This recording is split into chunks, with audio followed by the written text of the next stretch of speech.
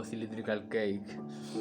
I explained you the meaning of unir because it's not really a currency, but it is the same solution that I made for my Alente game, and it is because in RPG Maker I can't put a different currency. I mean, for the whole game, you can only put one name for the gold, and in this game, as you know, there are many worlds, and each culture has its own currency. So ideally, in that game, I should have set a currency name for each culture, but in RPG Maker I can't do that. So I name the currency as Unir, and Unir is the name of the universe. So it's not really a currency, but I liked that idea, and so I had the same idea for this. Because I was thinking I want to name the Twitch currency as yes, I wanted to name the currency of Twitch as one of my as one of the currencies of my cultures, but if I do that, I will feel that I let other cultures out. So I just name it Unir, and that's all.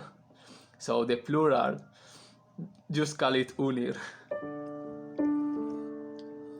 or you can say Unirs. Just add an S at the end, and that's fine. So you can see it as you are collecting universes.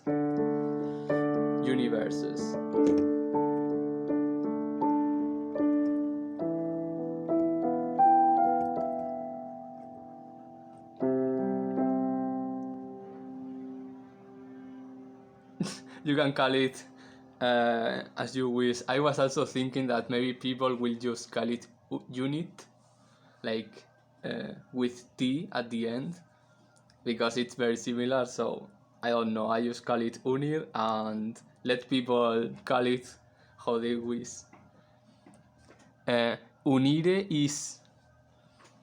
is a word in any of your conlangs? Or what is unire? What is the meaning of unire?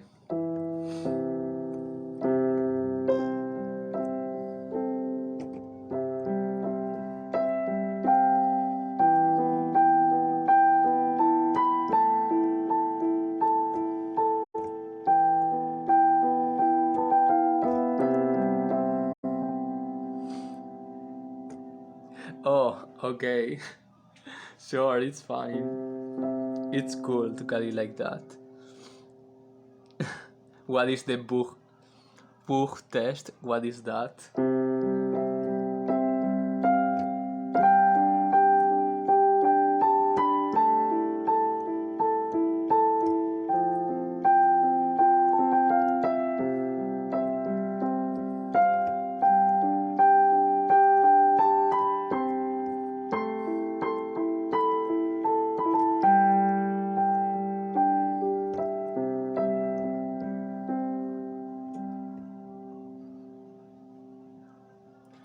Okay, you can tell me in Discord. It will be interesting to check it in a more relaxed way. A test invented by a linguist in the 80s. I'm interested in that. You can tell me in Discord. By the way, did you see the cylindrical cake? They tested to see if children can instinctively find the plural of a word. Interesting.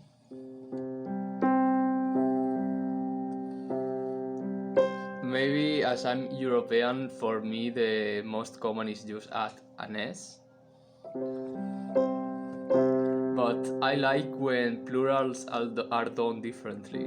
For all my languages, all the plurals are done different, except in one language, that the plural is with S, like in Spanish.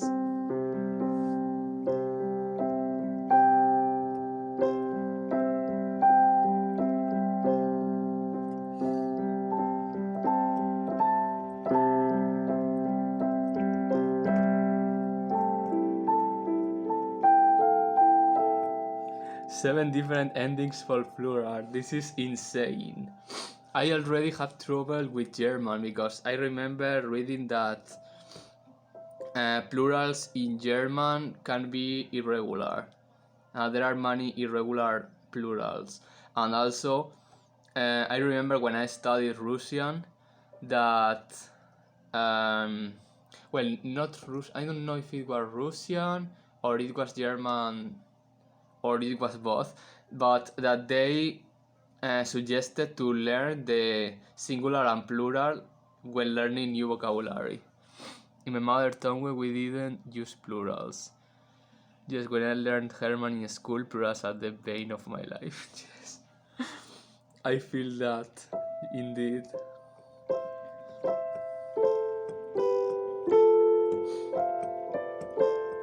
Yes, I suppose that teachers also say to you that when you learn new vocabulary, learn both the singular and plural.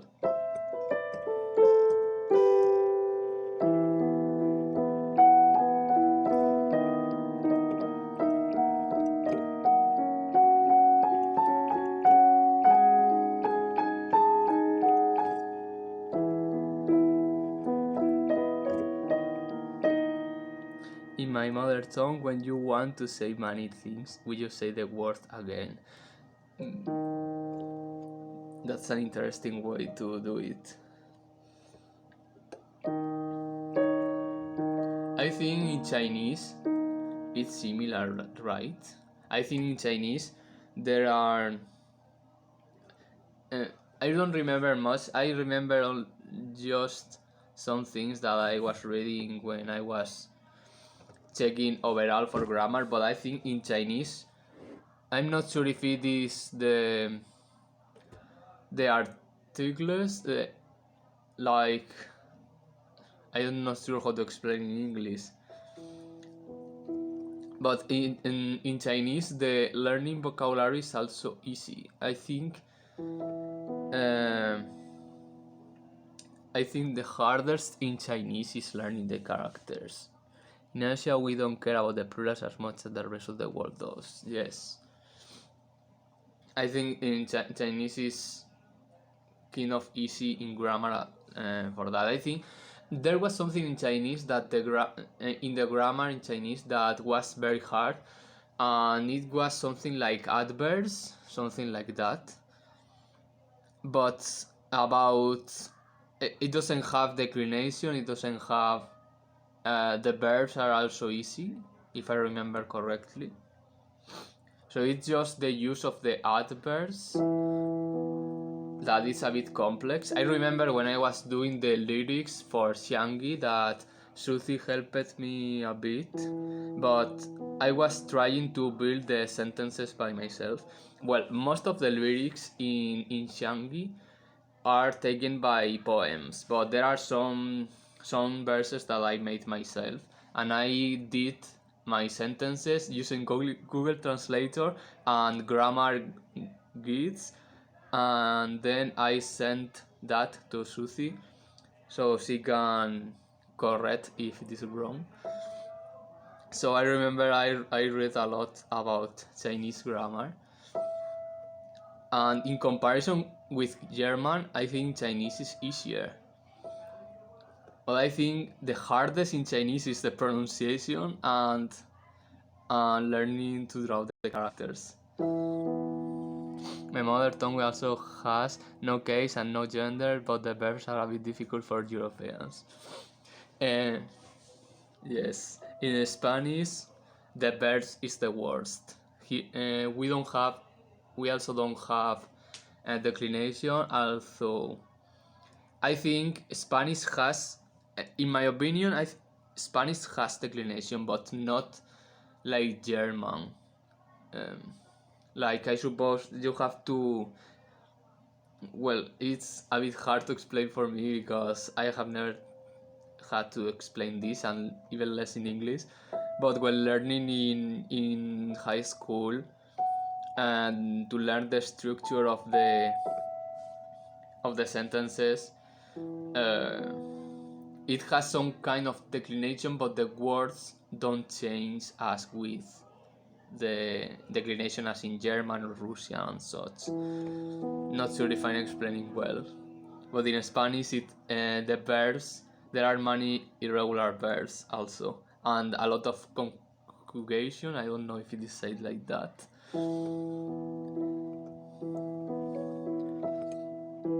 So I think a lot of Spanish people say that the Spanish is very easy, but in reality, Spanish is not easy. It's I think the easiest about the Spanish is the pronunciation. And well, the grammar is also fine because words don't really change. It's just the verbs.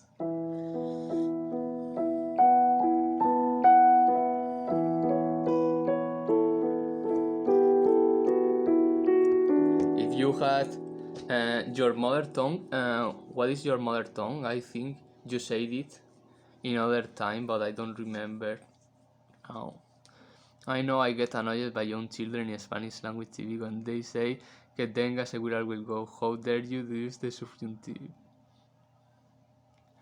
If you don't say me the situation where they say this, I don't get you very well.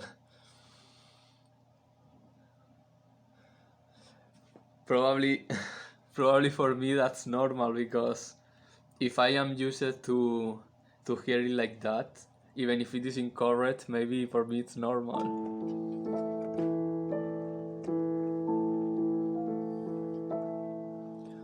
Hello, Susie. We are talking about languages now. It took me forever to understand why people say que tengas instead of que tienes. Oh, I think maybe your confusion is because you heard Mexican Spanish or Latin American Spanish because they say things a bit different than Spanish from Spain. Sure, you can take this as music and kind of podcast stream. I speak Malay and Singlish as my first languages, by the way. What is Singlish? Singlish is like Singapore English.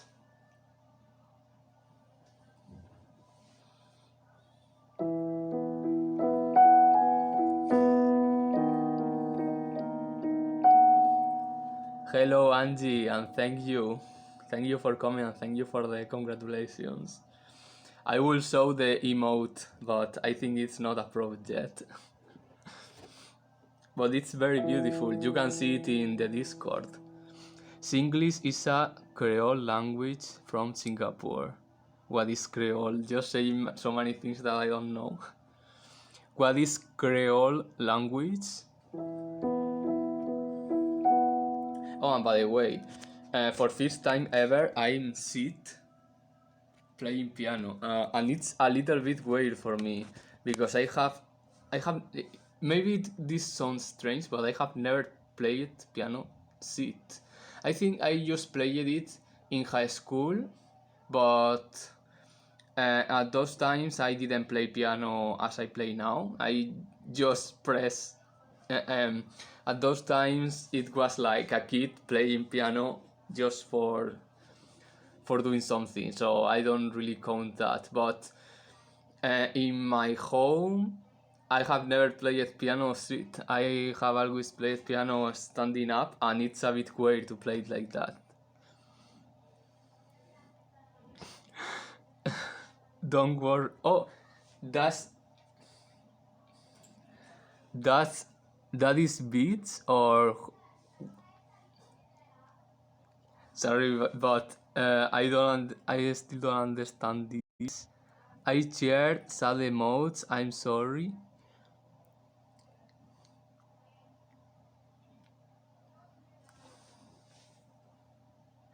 Oh, thank you very much. I really appreciate it. And you are the first person that shared me. Thank you very much. Creole is a language where we mix many languages. Also, I was thinking about how people say que tengas un buen día, not que tienes un buen día. But que tengas un buen día is correct. And here in Spain we say that que tengas un buen día is may you have a good day. Que tienes un buen día sounds strange. Thank you very much, Angie. I really appreciate that. And well, I say this for everyone who is there. You can request any song, but request a song that is on piano. Because now I am on piano. And you can request also with the command. I activated that.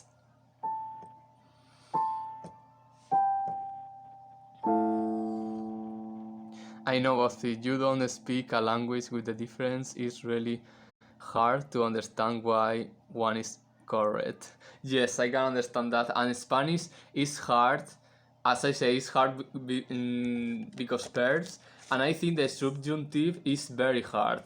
I think even when I was in high school learning the verbs, subjunctive, like when the teacher explained it, I still didn't understand very well what it is. But as I'm native Spain, I can use it and it just flows.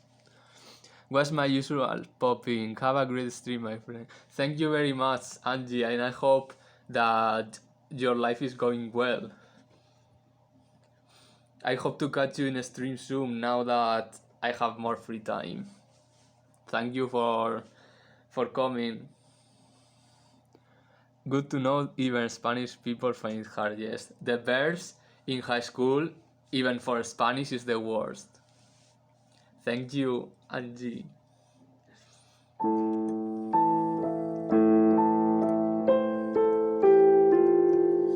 I remember in my times in high school that we had to say the verbs, I'm not sure how to say in English, the tenses, maybe it's say like that. Like the teacher asked the students, say me the present, say me the past, whatever.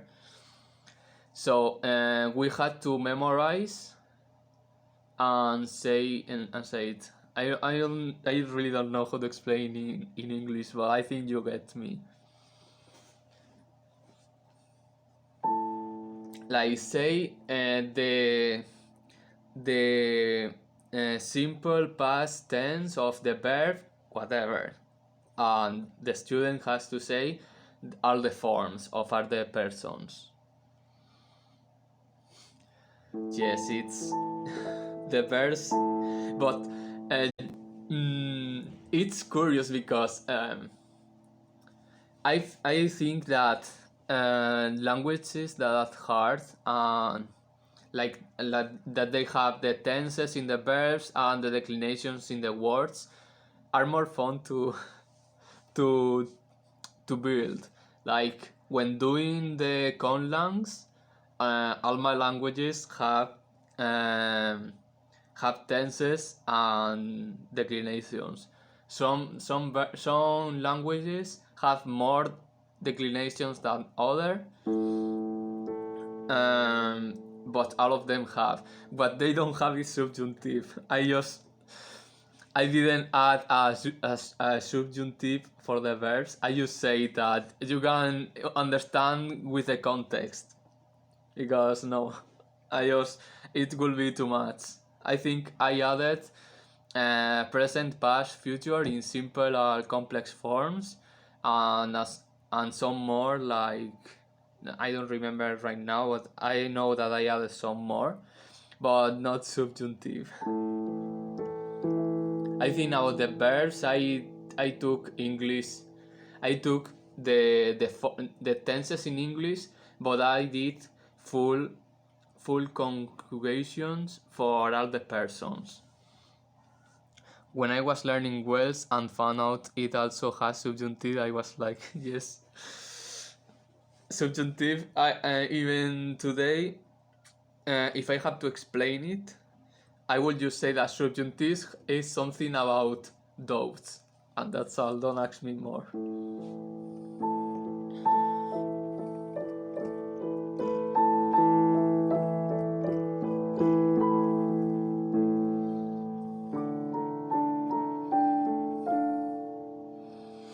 Even consonant mutation in Welsh is easier to understand. What is consonant mutation? Explain me that. It sounds very cool.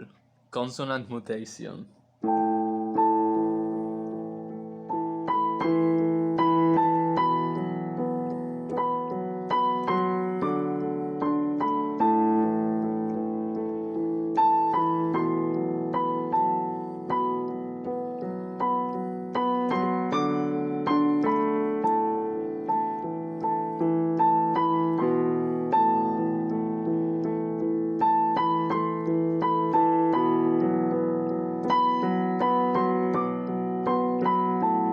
In Spanish, you normally modify the endings of the words, no? So bueno, yes.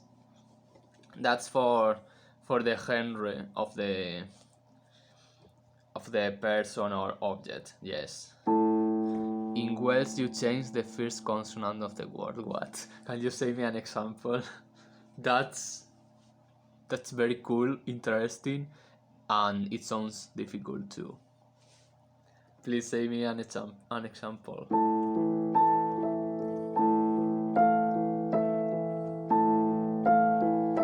So big in Welsh is mar for masculine, but far is feminine. Interesting. But it sounds that it can be very confusing.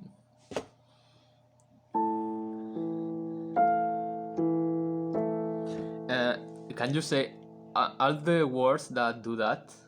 I suppose not, but are the words that do that has M and F as the first word, or can you say another example? Because that concrete example seems easy to understand because M for masculine and F for feminine. But are there other words that they start with another consonant?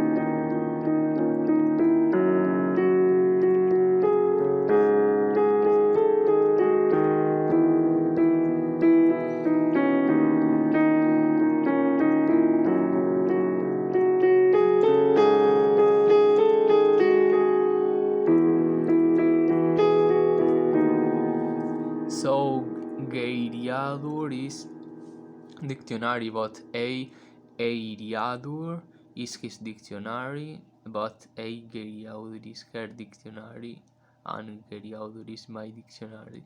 The only thing that changes is the first consonant. Let me read it again and understand you.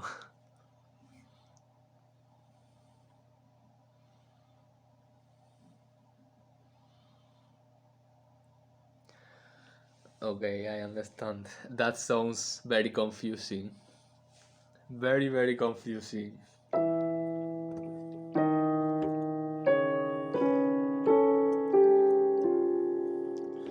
Yes, indeed. It seems that it's like you need to memorize that when learning new vocabulary because it seems like it is something very irregular, maybe.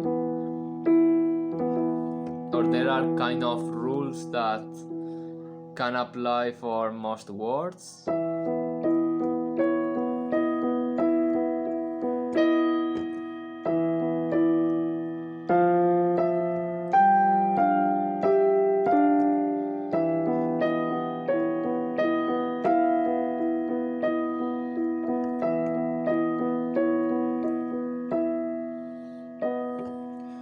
it's very regular but difficult to know when it happens. I understand.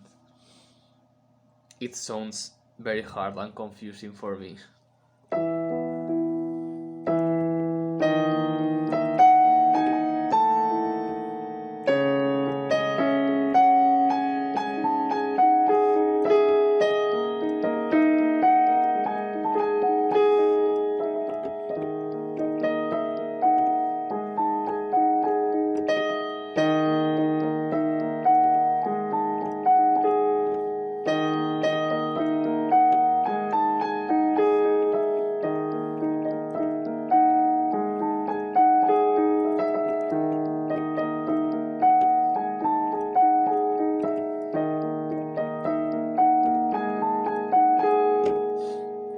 Oh, and by the way, today I have been researching about moving to the UK. I think most likely the best visa that I could try to get is the skilled worker visa, because I was checking all the options, and there is one that is like global talent, but I saw all the requirements, and it seems like this visa is just for famous people. Like, I suppose that famous YouTubers, streamers, singers, and artists like that already have a fan base and money secure, they could apply for that. But I think for me, I will need probably the workers visa. So P can mutate to B, MH can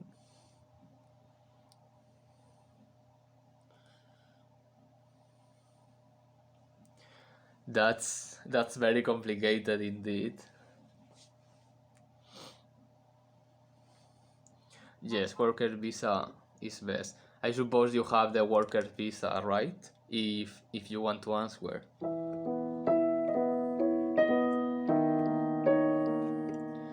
Also, I read that mm, the the employer could even pay the first month, and like I was even reading how much it costs to get to apply for the visa, and then you need to have some money for the first month, but probably the employer can pay, so it's like probably that will be the best option.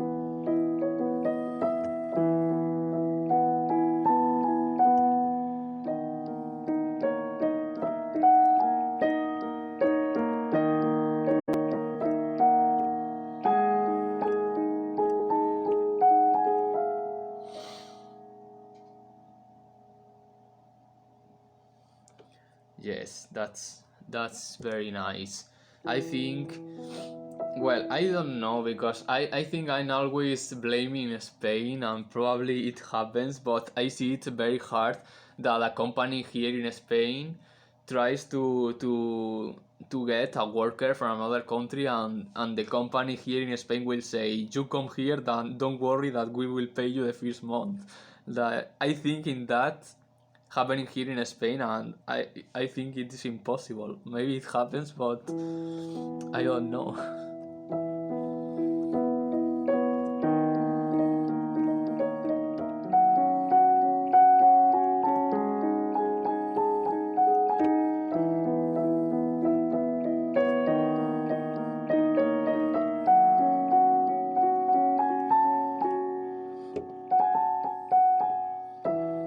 Yes, I think I will have to save more money after seeing all the costs, because I think with the money I have, I can barely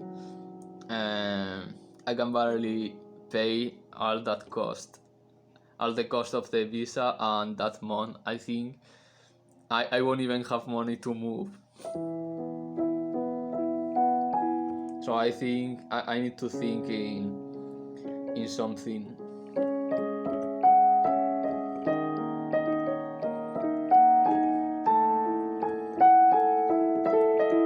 And I was, yeah, you will also need to save money because Scotland is expensive. Mm, I have been reading that it's not very expensive. Of course, the big cities like Edinburgh is expensive, but probably because I was reading in comparison with Spain, I don't know. But I read that Scotland is not very expensive, except in Edinburgh or other big cities like that.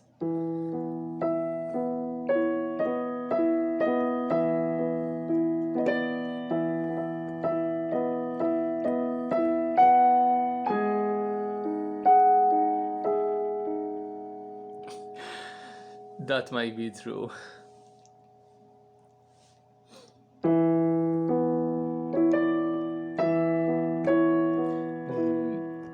I was also seeing what kind of jobs are the most required from the UK government website, and in that moment I felt that I wish I was better in science because most of the jobs that they require are about science. Probably I should have studied psychology. Since I like psychology, I should have studied that.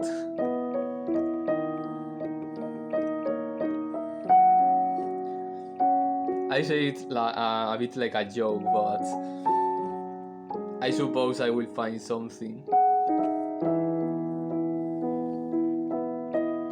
Yes, I hope.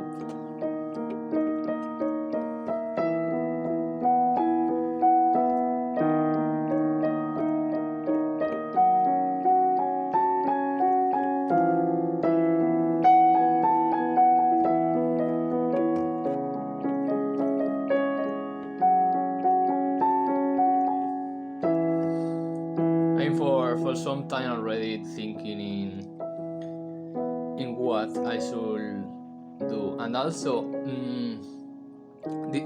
with this experience doing the soundtrack for the film, I know that I don't want to be, well, not only because that experience, but also because some reflection that I was doing when I was researching about how the music industry works and how the industry of films and how these top music composers for films work.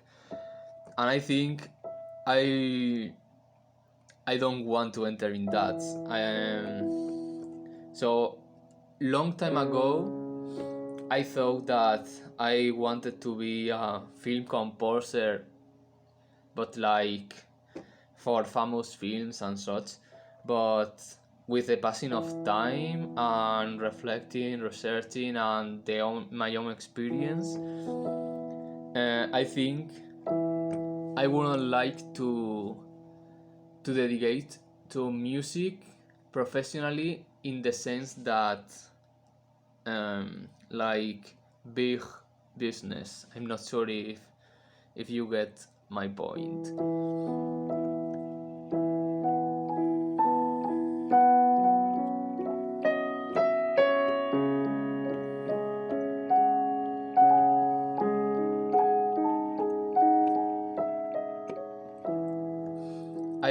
I think also because the way I am, that I enjoy more working with small in the sense small people, in the sense that they are not a big team or they don't attempt to earn big money.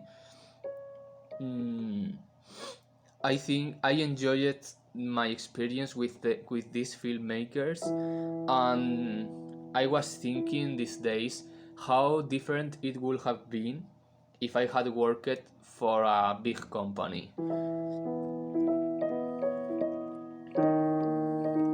I think a lot of people think in the best job for them or what they want, but based in what society says. And in my case, it was like uh, being kind of famous, maybe not like a superstar, but having a kind of renown, and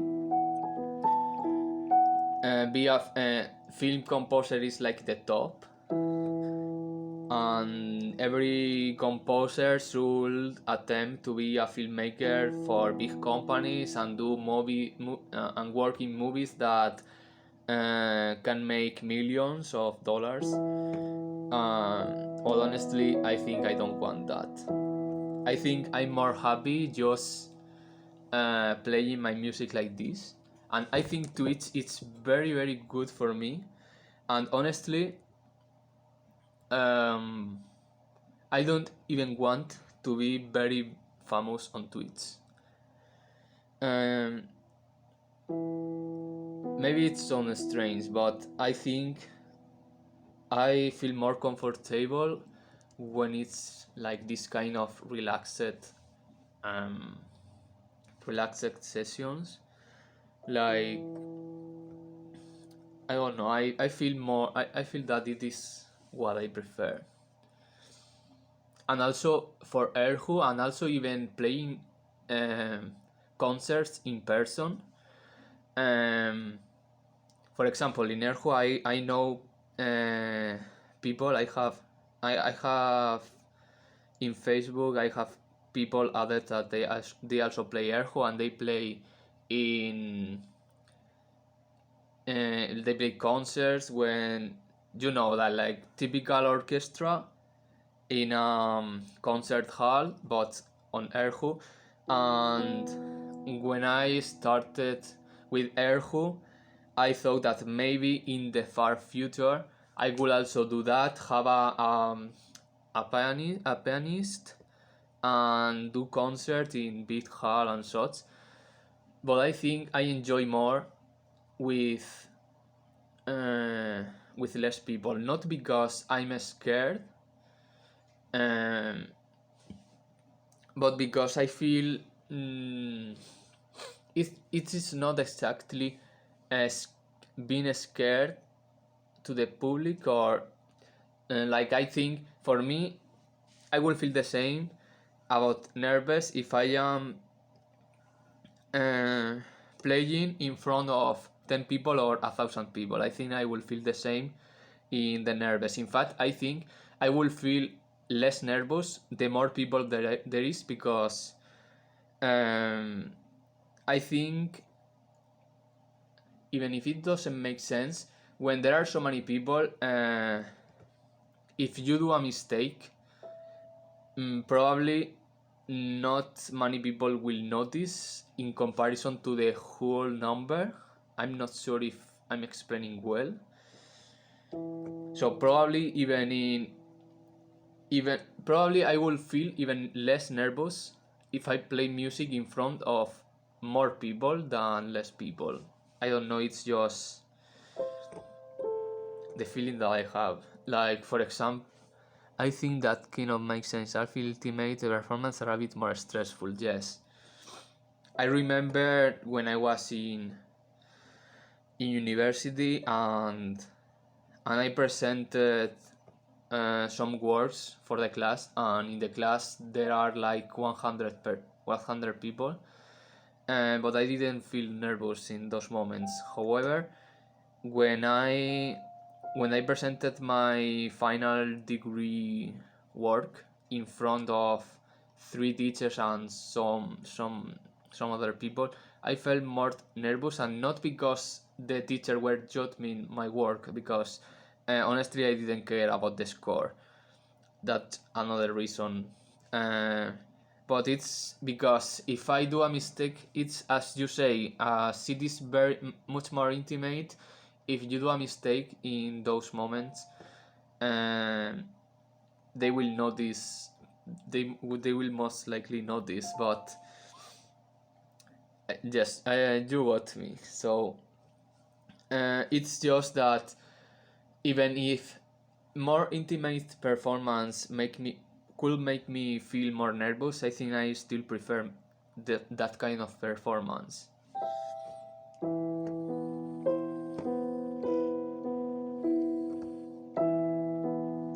And also in the industry, it's well, this is a very long topic, and but in short, the industry, it can be very very stressful. I remember I was talking about this with my uncle some weeks ago. My uncle is a drummer.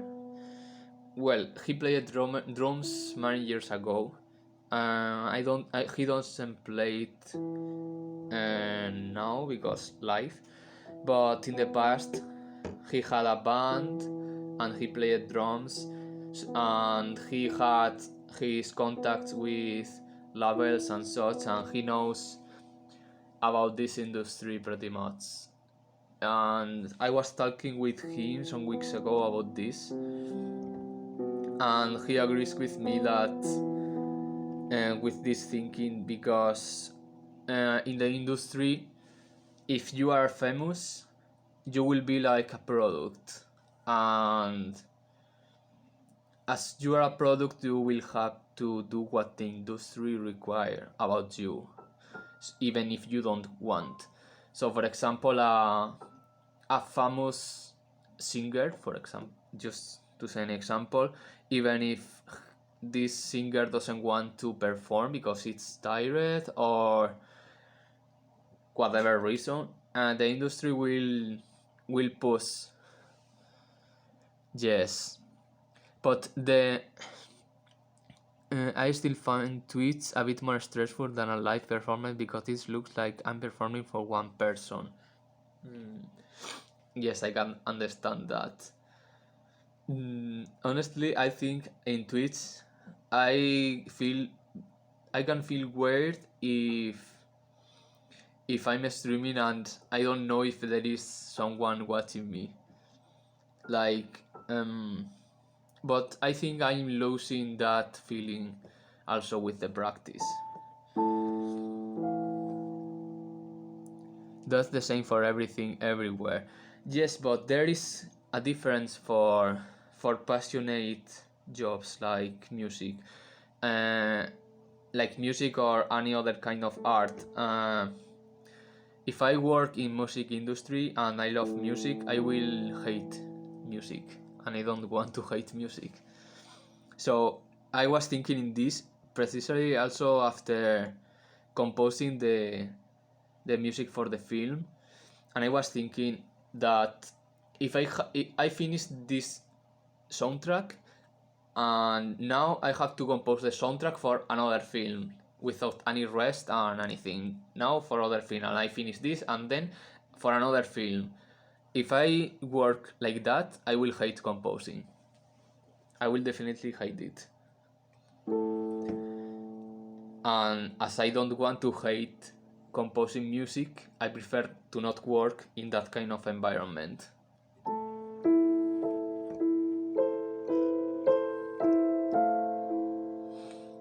Yes.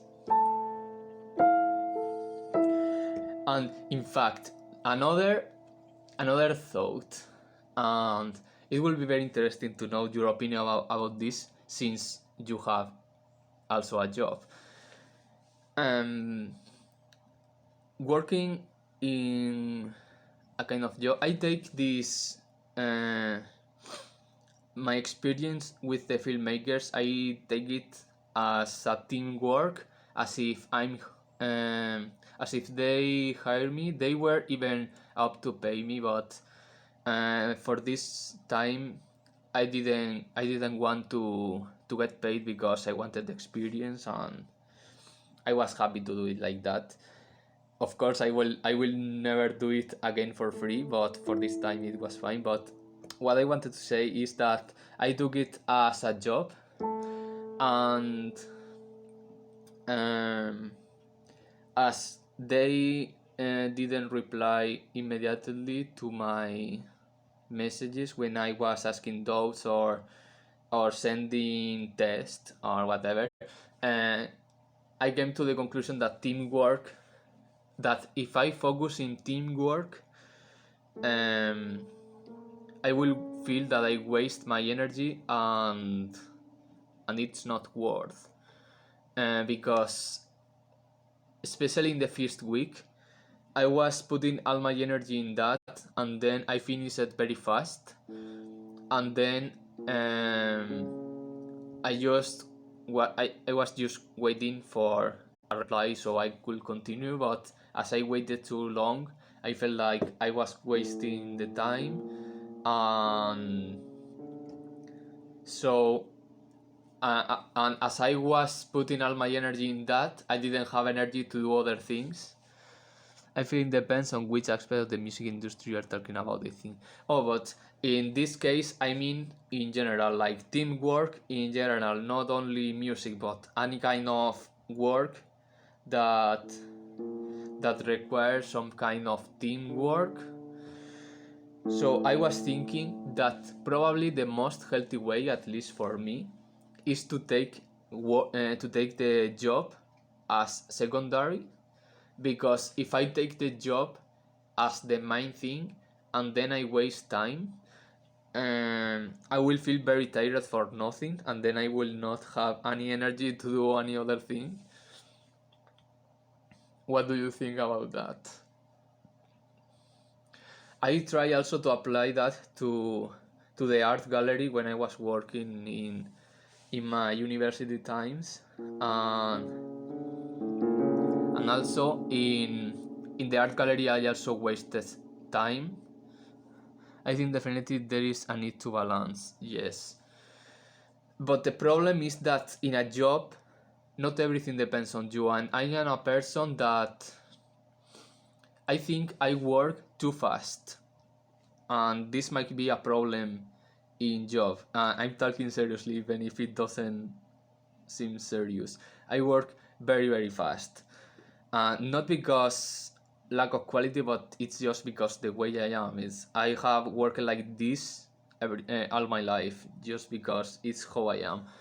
And so I feel that in a job I will finish all the tasks very quick, and then what? Then just wait for instruction to continue, but the instruction don't come because. And do you understand what I mean?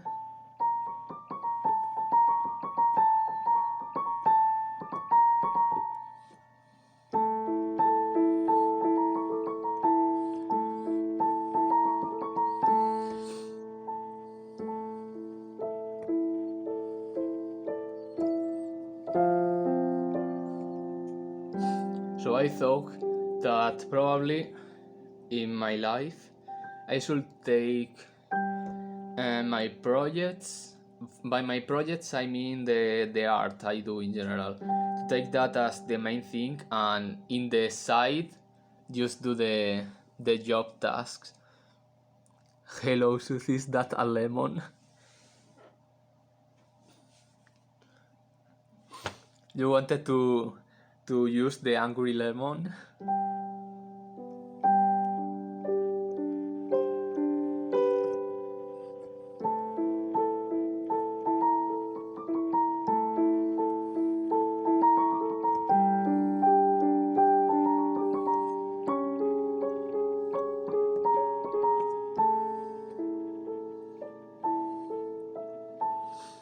In fact, I remember when I was working in the art gallery that I had a period. Well, I was just there for 2 weeks, uh, but I was very lucky because in that time they were moving. They were transporting so I was transporting paintings from one side to other, so it was very busy. But and they always said me that in normal there is a lot of dead time, and that other students that do the practices with them, they are usually very bored because they don't have anything to do. definitely depends on the working environment. If I find myself in a working place that doesn't reward fast work, I will always purposely work slower. Yes, still in that case. This is also my feeling. Um, I always thought like this also, that if I work fast and efficient, but I am not rewarded for that, then I will be lazy on purpose. It is sad to say this, but I will do that. Because for what put so much effort for nothing?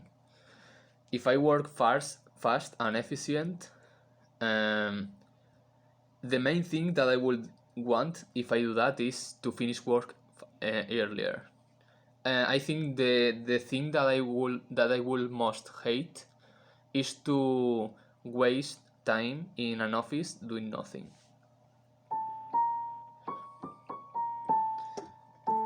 So I only work fast if they pay me to.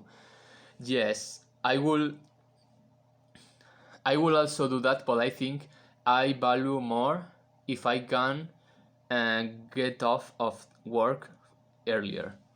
I only work fast before deadline. Work only before deadline and work super fast. Yes, I know that, Susie. You are. You even said to me that uh, if you don't have deadline, you will not work. Like you will slack too much. Like better set a deadline to you so you can work fast. Yeah, maybe I'm a jaded old man. What do you mean by that? Like you say that because you will put more effort if they pay you more?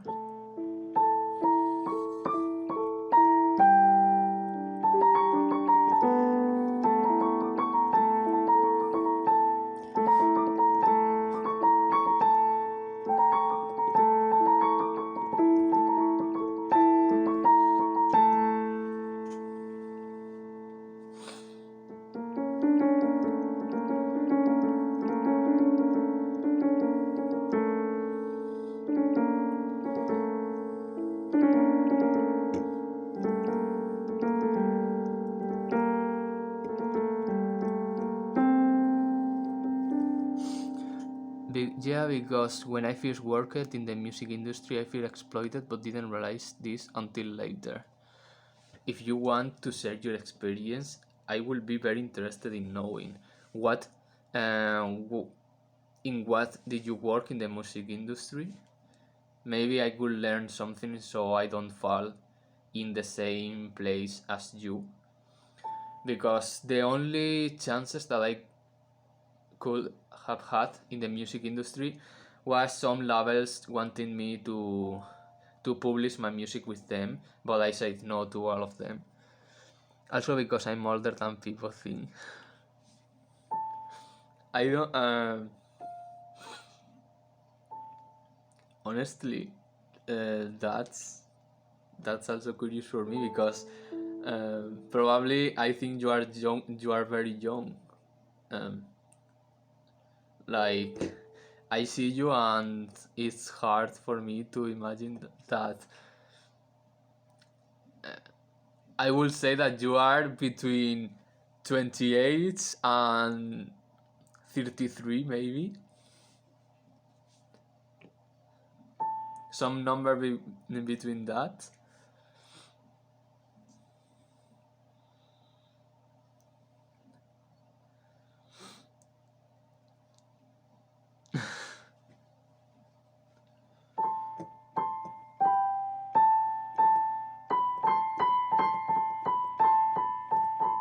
Maybe you have the elixir of eternal life.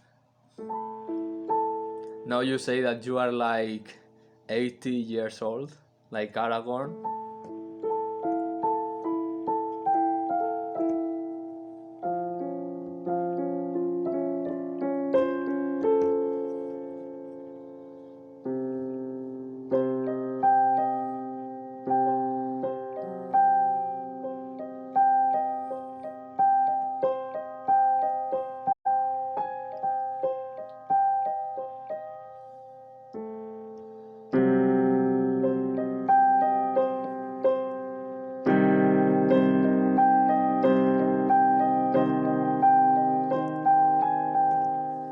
I used to do freelance work in recording studios and also teach music in schools in Singapore. That's very nice.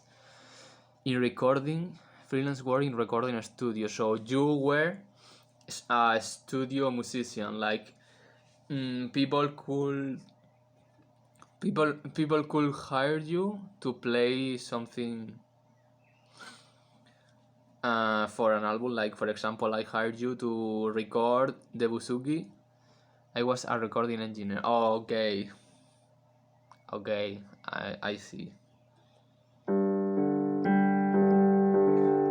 That's very nice. But you say that you were exploited, so what do you mean by that, if you want to share it? Yeah, I also recorded if they need special instruments. That's very nice.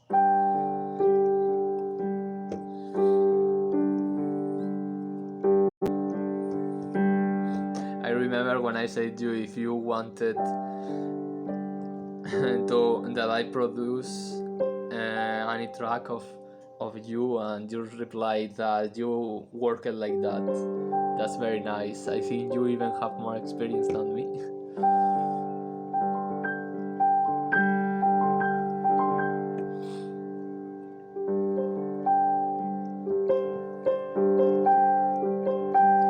About recording, I really don't have much idea because the only things I have recorded is electric guitar and my voice, and not very well to say it. So about recording, I don't have much idea. At least not about recording properly.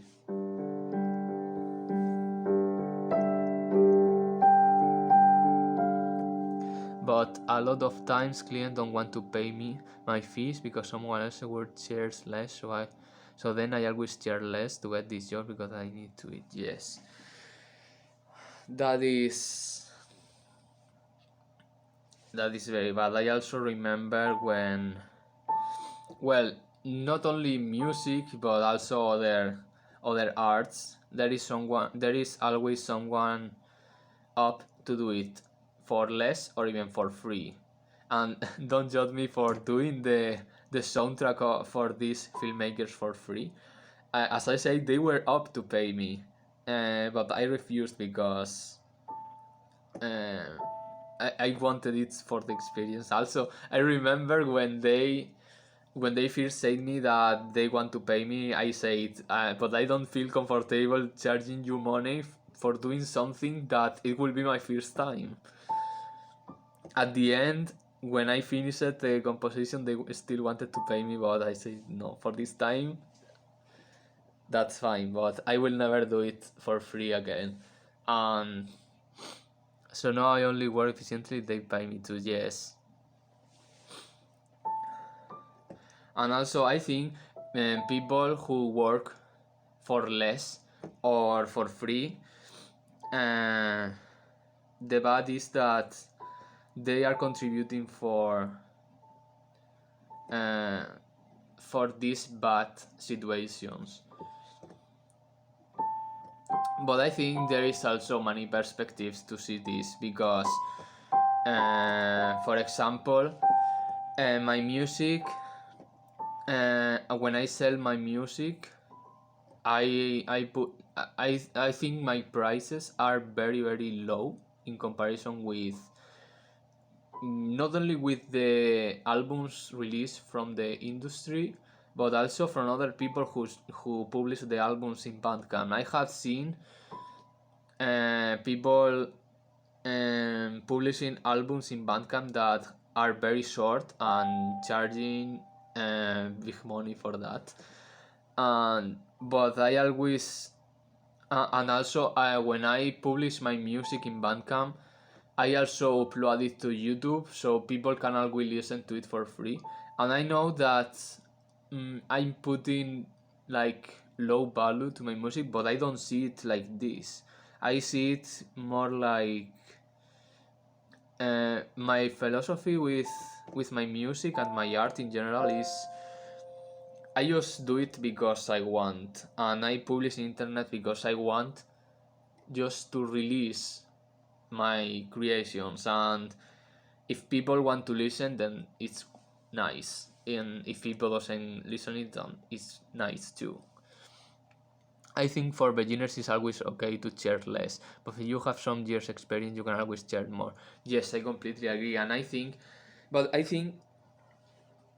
at this time in music for me, I'm composing music for more than 10 years, and I remember I remember back in time, I felt very stressed about because I wanted people to listen to my music and get my albums and such. But it was recently when I was thinking seriously in working that I thought I came to the conclusion that working is selling something.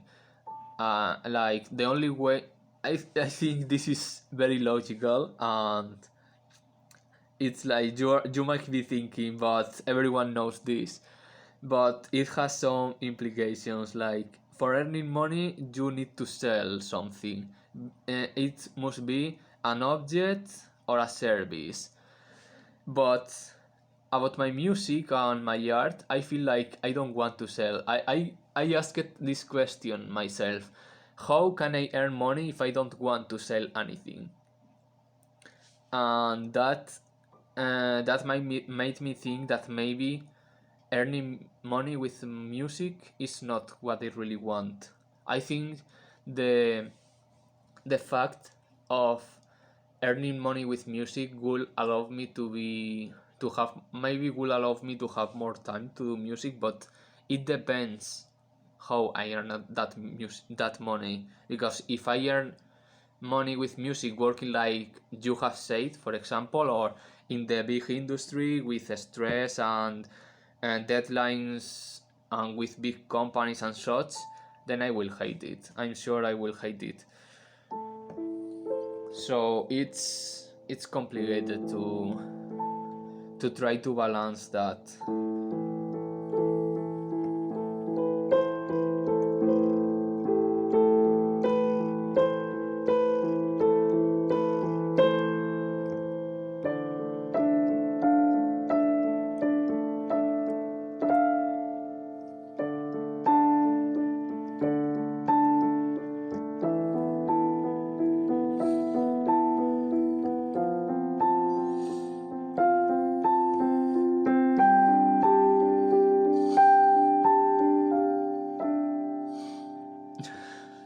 You mean my stream? To use shading, yes, maybe I should. But I have no idea how to change if I'm streaming with. Uh, well, I think I did it the other time. Yes, I could change with the computer. Well, it's fine. In the title I say let's do some music and tal. So it's fine, and I really appreciate that you are here talking about these random things. And I'm also happy that you are sharing your experience, because I think I wish more professionals would talk about their experience so others could see, but talking from a kind of mm, let me think how to say, from a neutral perspective, because um, for example I'm saying that I don't think that working as a full-time film music composer will be what I want, but at the same time I'm saying that the experience was good. So I think having this neutral point of view is very helpful, and I wish there will be more people talking about this. I remember when I was researching about how film music composers work in the industry. Um, I I suppose you know this website called Quora. There are many interesting questions in there and very interesting answers too.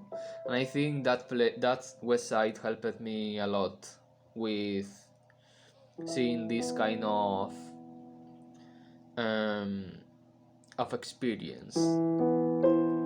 And also, Suthi, if you are still there, and you also shared with me, for example, how animators, like the people that do animation and anime and such, how they work. And we recently also watched an anime that showed how they are in the office, how the drawers are in the office, and it's like um, deathly, kind of deathly. I think if I am a drawer and I work like that, I will hate drawing.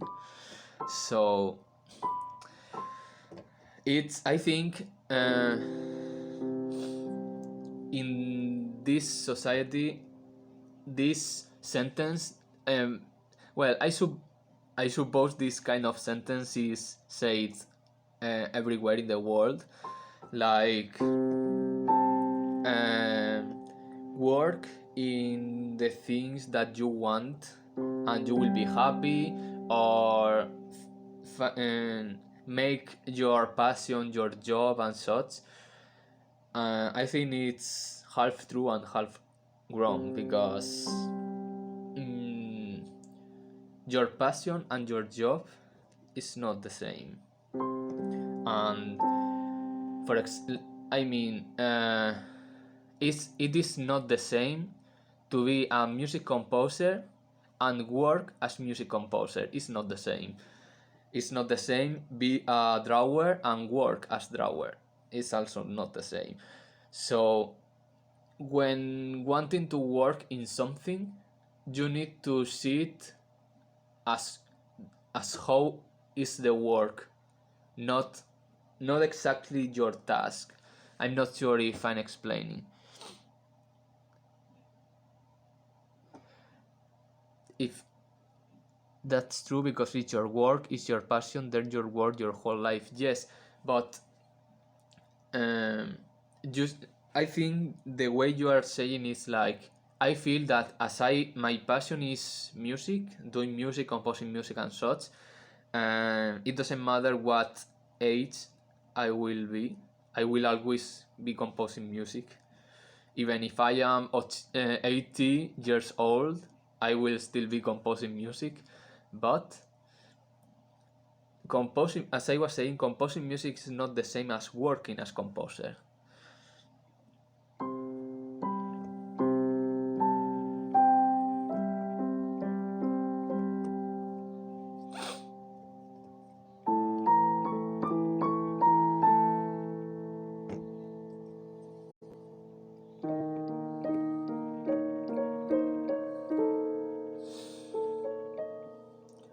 Yes, indeed, overwork is terrible.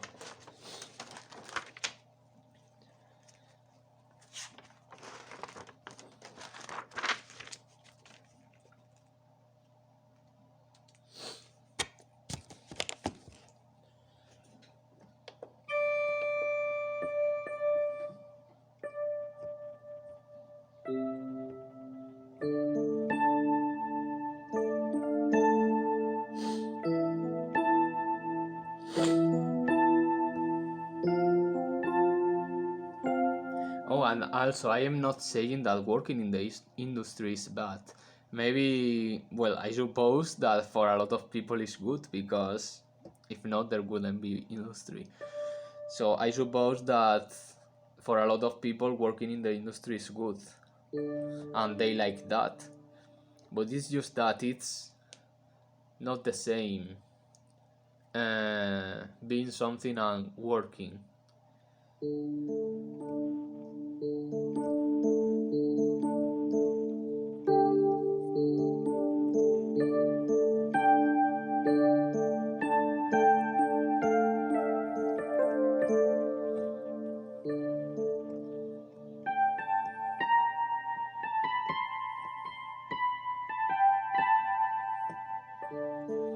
I don't know. What is your opinion of that? Like, it's not the same being an artist and work an artist as artist. Like, it's not the same be a composer and working as composer. It's not the same being a drawer and work as a drawer. What do you think that about that affirmation?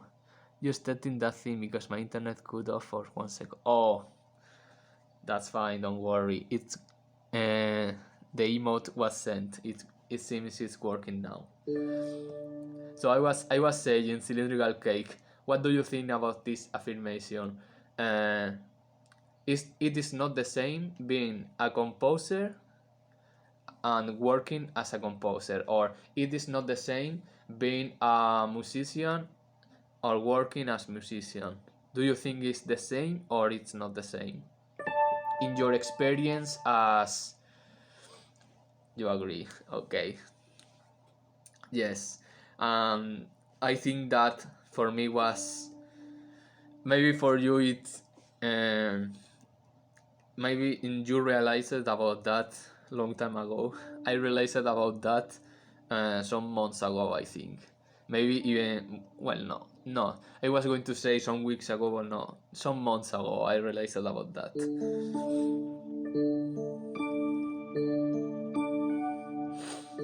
But in recent weeks is when I was thinking that for looking for a job, I should not search for a job thinking in what I like to do in my free time, like my passions. I need to think in a job as what I would like to do if I am part of that job.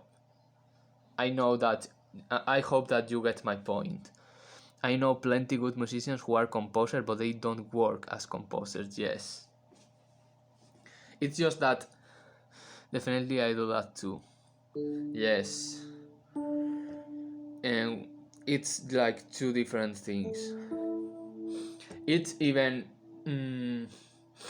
now I'm thinking about it, and it is even the same as a student. Like, for example, when before I decided to study art history, I was thinking in I had other options in just in case, because for example I also like psychology. No, not psychology. I like psychology, but I was thinking other. I was thinking in studying philosophy, but I remember researching about how the philosophy career is, and it's like you need to read a lot of books, and there are also some philosophers that I don't really enjoy reading, and also reading mm, philosophy books like the the the originals philosophy books is not it's also not something that I do often. Like for example, if you say me to read a book by Descartes or some of these philosophers, I will feel lazy and probably I wouldn't understand very much. But in general, I like philosophy, and but I think that studying philosophy is not something that I would like. I don't know if you get the I don't know if I'm explaining very well. So I think this is the same approach as with job. Like I I like composing music, but I don't think I would like working as composer. And I think I was lucky with same reason why I didn't want to study linguistics. Yes, you like obviously you like languages, but you didn't study linguistics. And now I ask you why. Why you didn't study linguistics? What what has the linguistics career that made you to decide to not study that?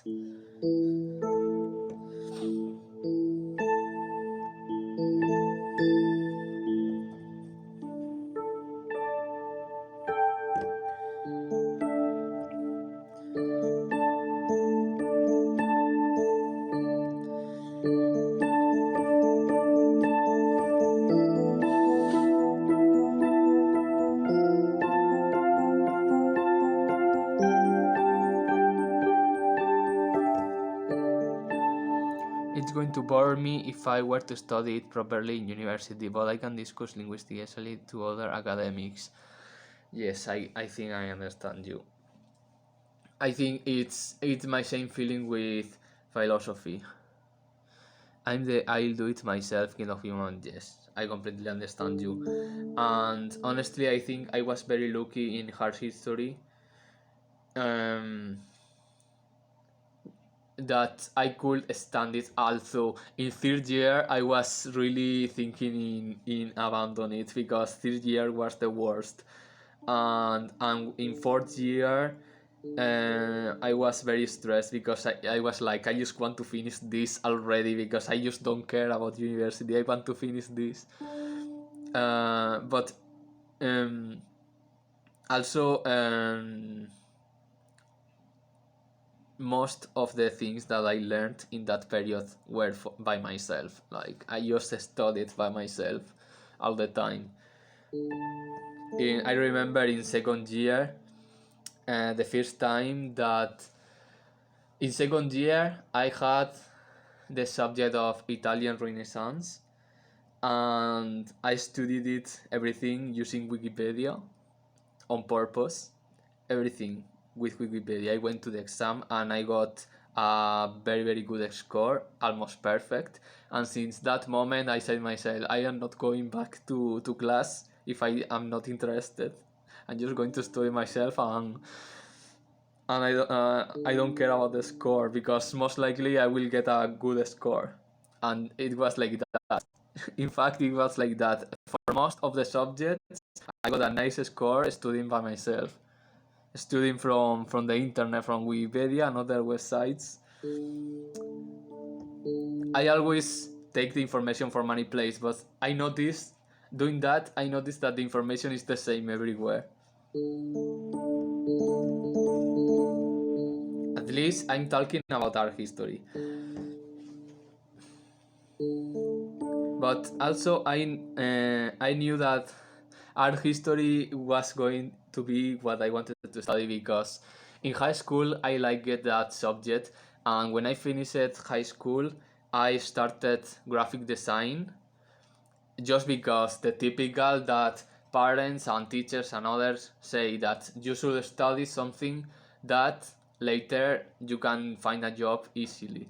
The same mistake that I'm talking now, the mistake that you should work in what you like, but this is half true, half false, because if you study, if you work in something that you like but you don't like how it is in the work, then it won't be good. Like people could say me, if you want uh, and to work as musician, then you should study music. But I like music. Probably I will. I want to study music, but I don't want to work as musician. I know that you get me. So well, I started in graphic design and I disliked all the subjects except art history. So I left graphic design, and next year I joined it for art history in university. And first year was wonderful.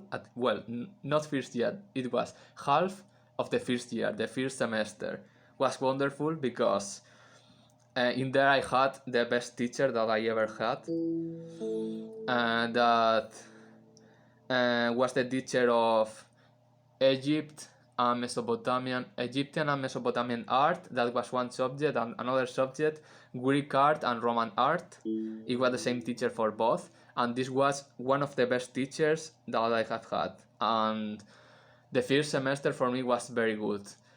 But also, I learned that university is not that as good as people always say it, because I thought that in university, and this is going to sound like I am a fool, but people I always thought that in university you studied everything, like, and when you study a subject you study everything that, like for example, this a subject about Egypt, and you should study everything about Egypt, and this is impossible because lack of time. So in that first semester, I think that the myth of university being the center of culture, the place where you most can learn, it got broken. And then in the second semester in first year, I had a subject about the um, medieval art. Of course, it's impossible. That's why people do this. Yes. Let me tell the second part. Then in first year, second semester, I had a subject that was medieval art, but it was since Paleo-Christian to Romanesque, included Romanesque. This is already an impossible subject because it is too long, and in fact, the teacher didn't really explain it Romanesque art or even pre-Romanesque art because lack of time. He just explained it Paleo-Christian for like 1 month. Every subject was 3 months, so he was like 1 month with Paleo-Christian, then sometime with Byzantine, and then very quick he said the most important of pre-Romanesque and Romanesque. But as I studied by myself because I wanted to learn about everything, even with the lack of time, and even if this if what I studied outside doesn't enter in the exam, I studied it anyway. So I did the exam and I got a bad score.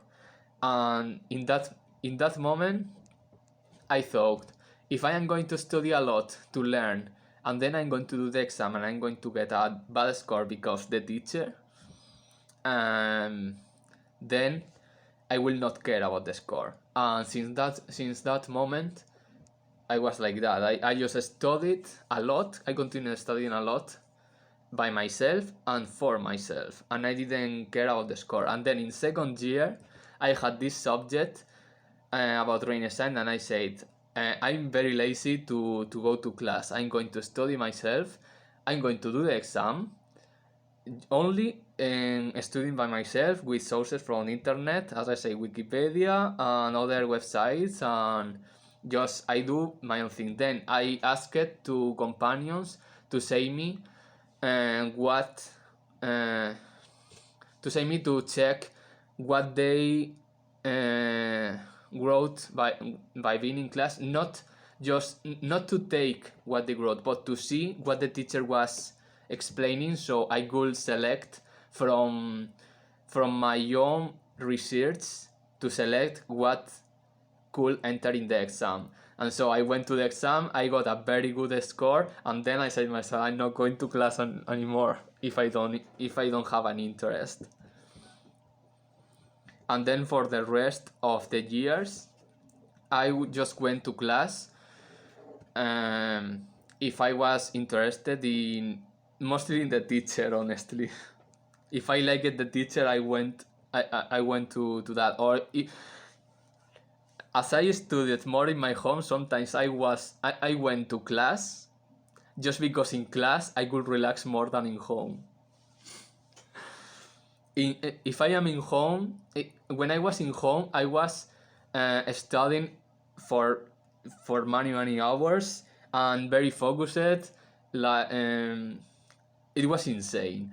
But if I go to class, I am just sit in the class listening to the teacher and I do nothing. I didn't even write because as I knew that when I go home, I will do my research, so I don't care. Sometimes I wrote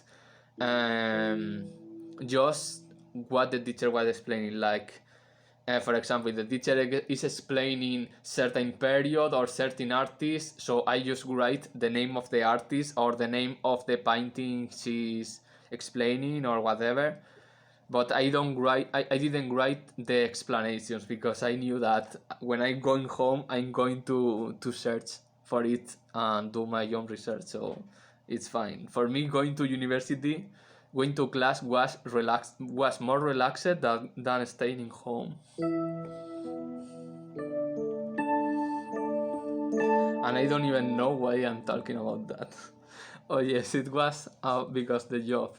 I did my business practices in an art gallery, and I think it was nice, but at the same time I think that art galleries are obsolete.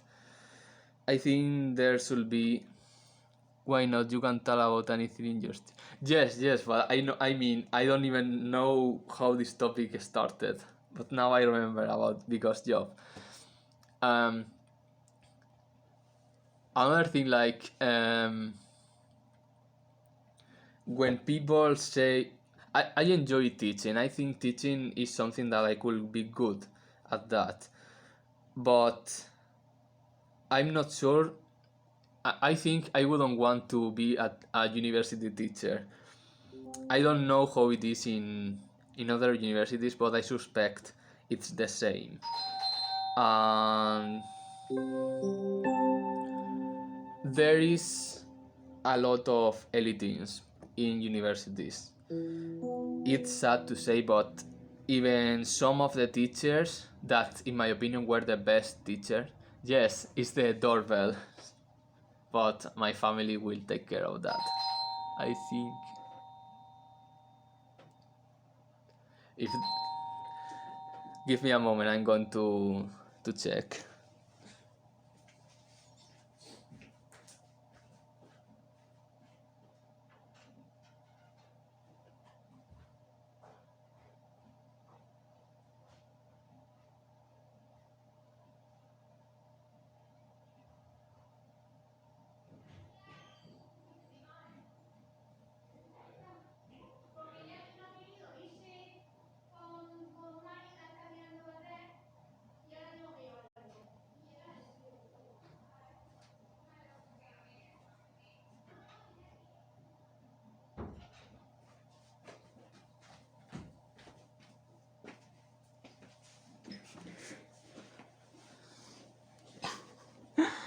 I'm back. Sorry for that interruption.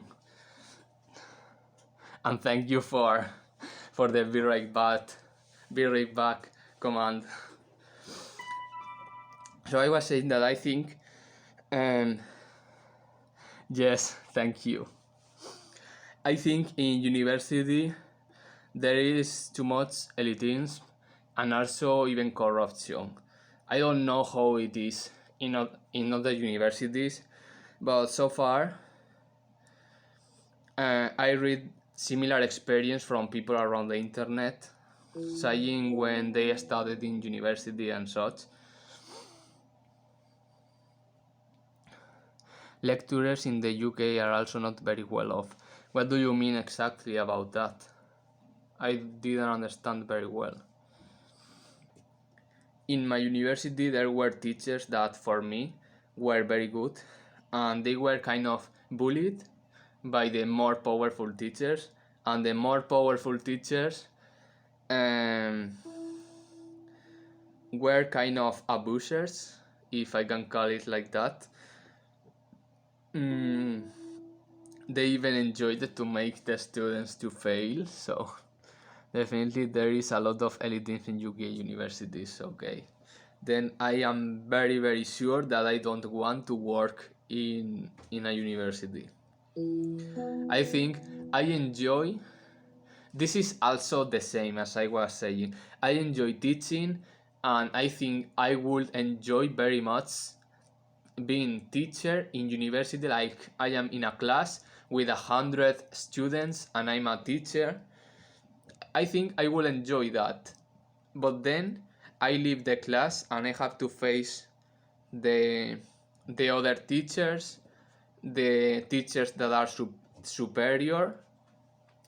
By superior I mean that they have more power in the university, and I think that I don't want.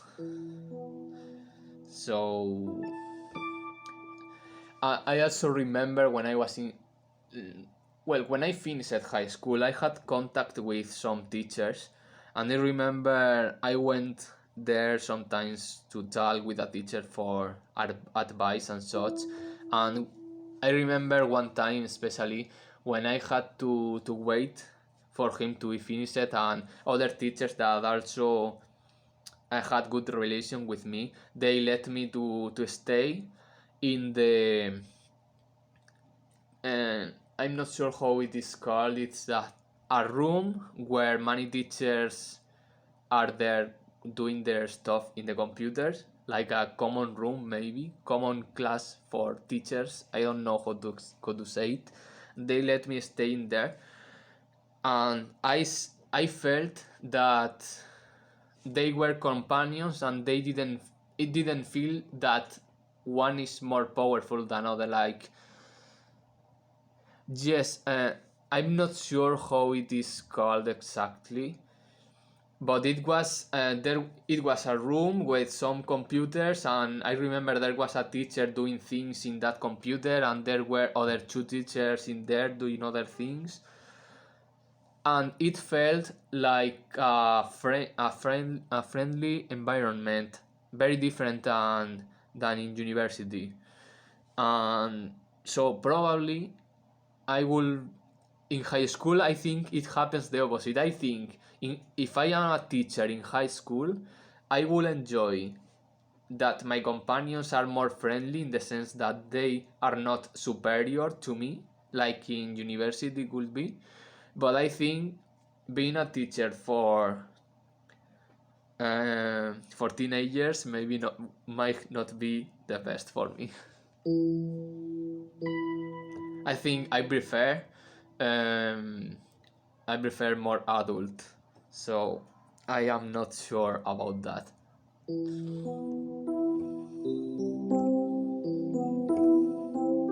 And I think what I'm very bad is teachers. Hello, can't stay a long time, but congratulations for your affiliation. What a day! I have good new thing for my synth sounds. New step for everyone. Thank you very much, Cedric Metal, and thank you for coming. And I also hope to catch your stream now that I have more free time. I hope you can show me your new sounds next time. Thank you for coming, and thank you uh, for using the unirs in that message. Thank you very much.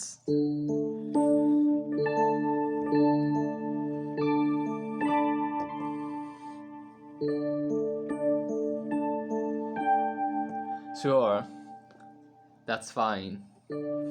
So here we are. I am just in the. I am in the piano, but we are mostly talking about life, work experience, experience as students, and so on. And cylindrical cake, you said that you worked as teacher too. Where did you teach?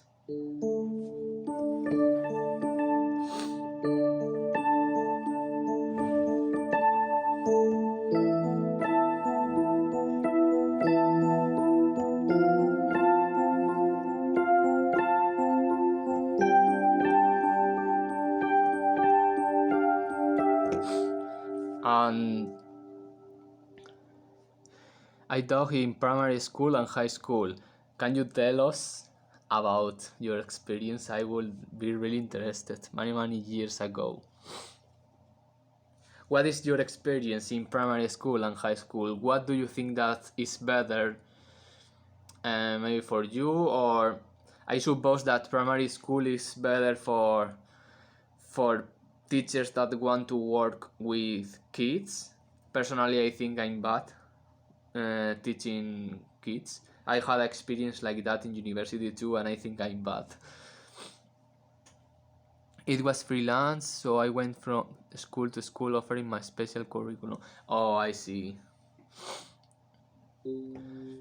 But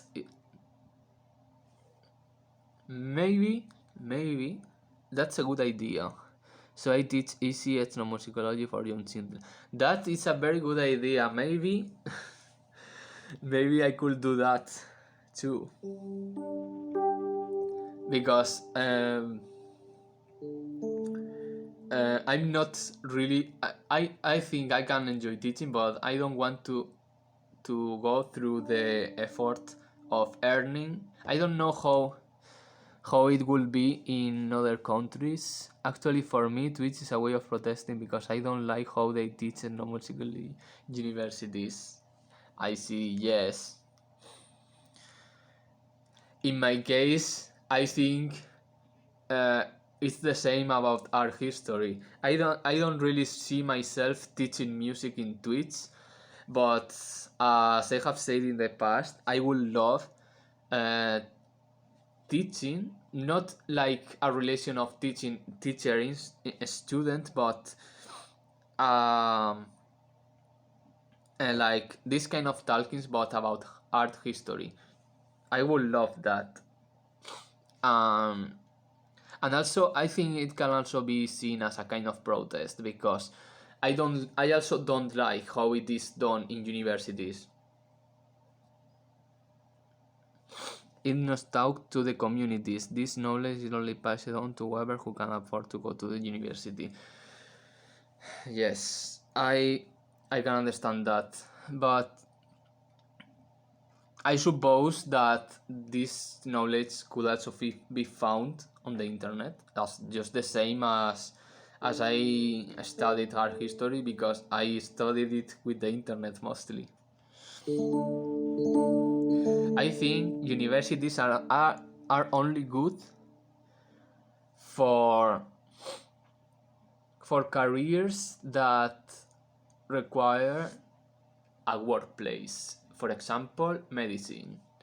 I think university is essential for medicine because, well, obviously I don't really know how it is done in the university, but I suppose that probably they have resources to practice. It would be very interesting if someone in the chat uh, will study medicine. So this person could tell us, but maybe in the future. Because if you go to university just so the teacher can say you the information that you can find in books or even in the internet, it's not worth.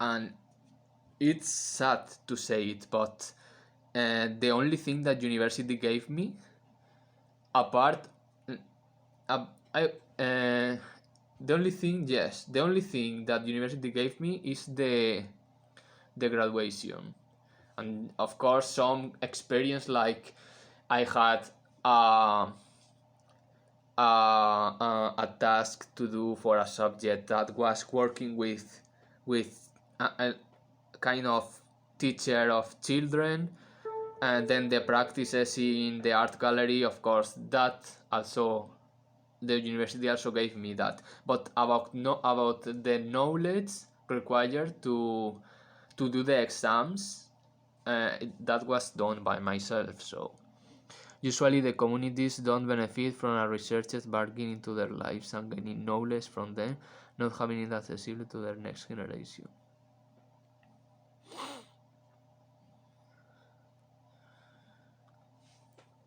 But well, I'm the kind of person that thinks that knowledge should be opened to everyone, and there shouldn't be a paywall for the knowledge. Which is why I do a lot of well song on my Twitch stream, because I have learned from local people here. That's very nice.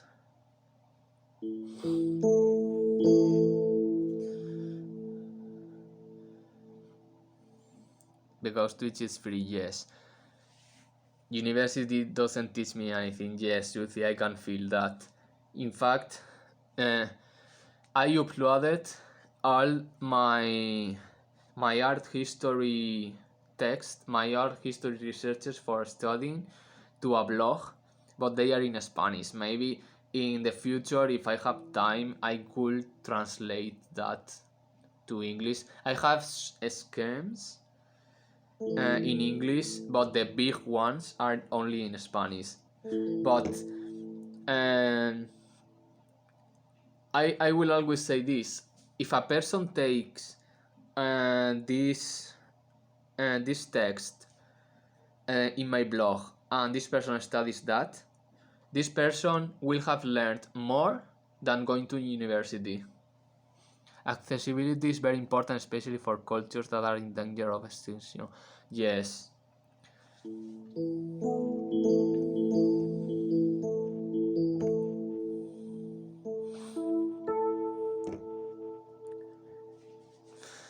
I'm thinking really many things right now because Uh, After all, it's everything about money. In, I really think that in the whole concept of university should be changed.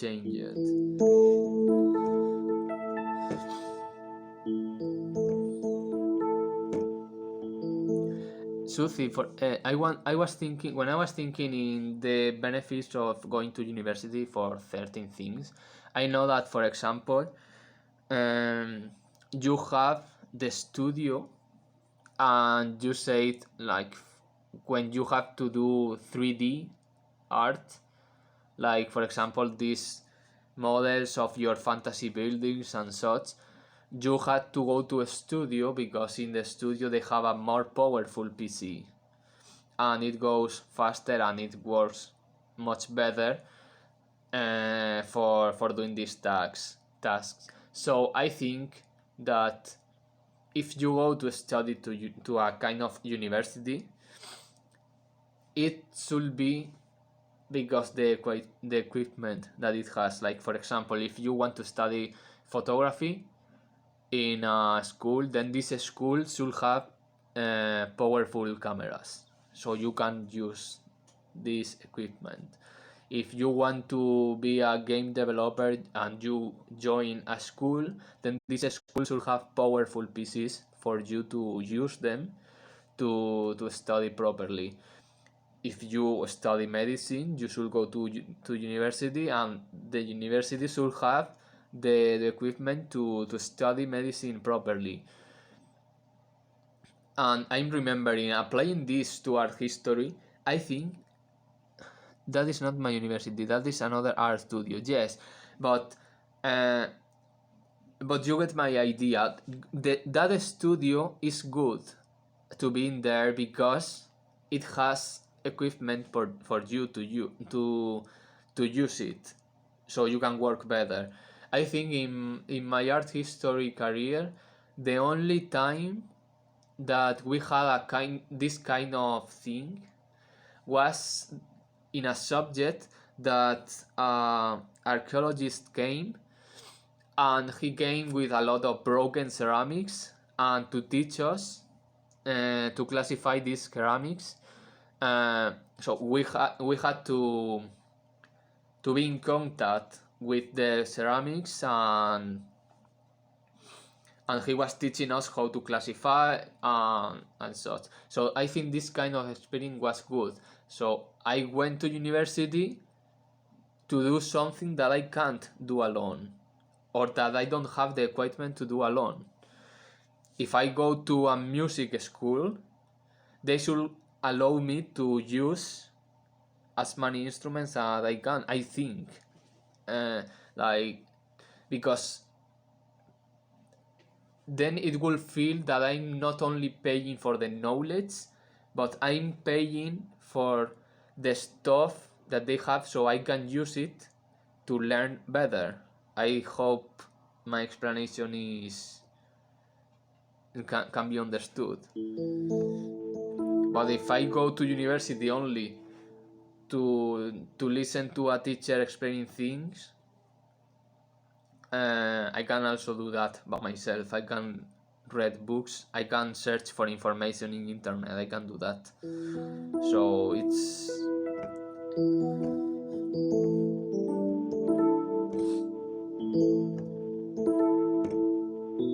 I'm very interested in your opinion, Cylindrical Cake.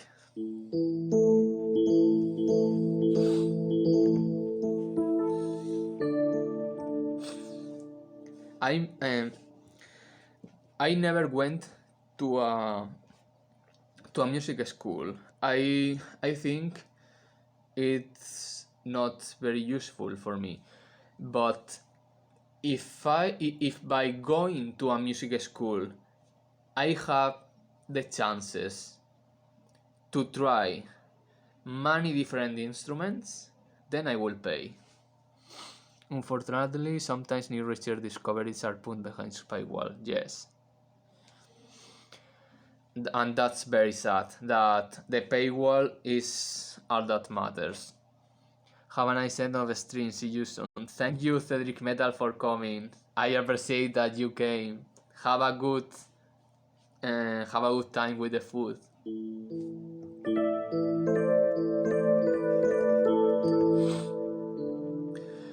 Mm,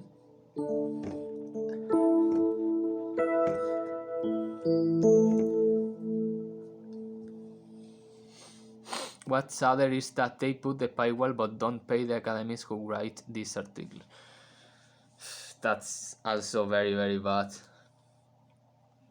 I remember reading, I think, do you know this book called Sapiens? I don't remember now the author. I didn't read this book, I just read a summary. But I want to read the book when I have time. I remember reading something like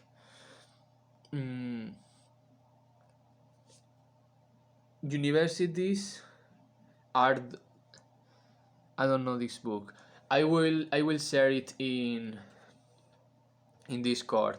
As I was saying before, I like philosophy and I enjoy reading these kind of things.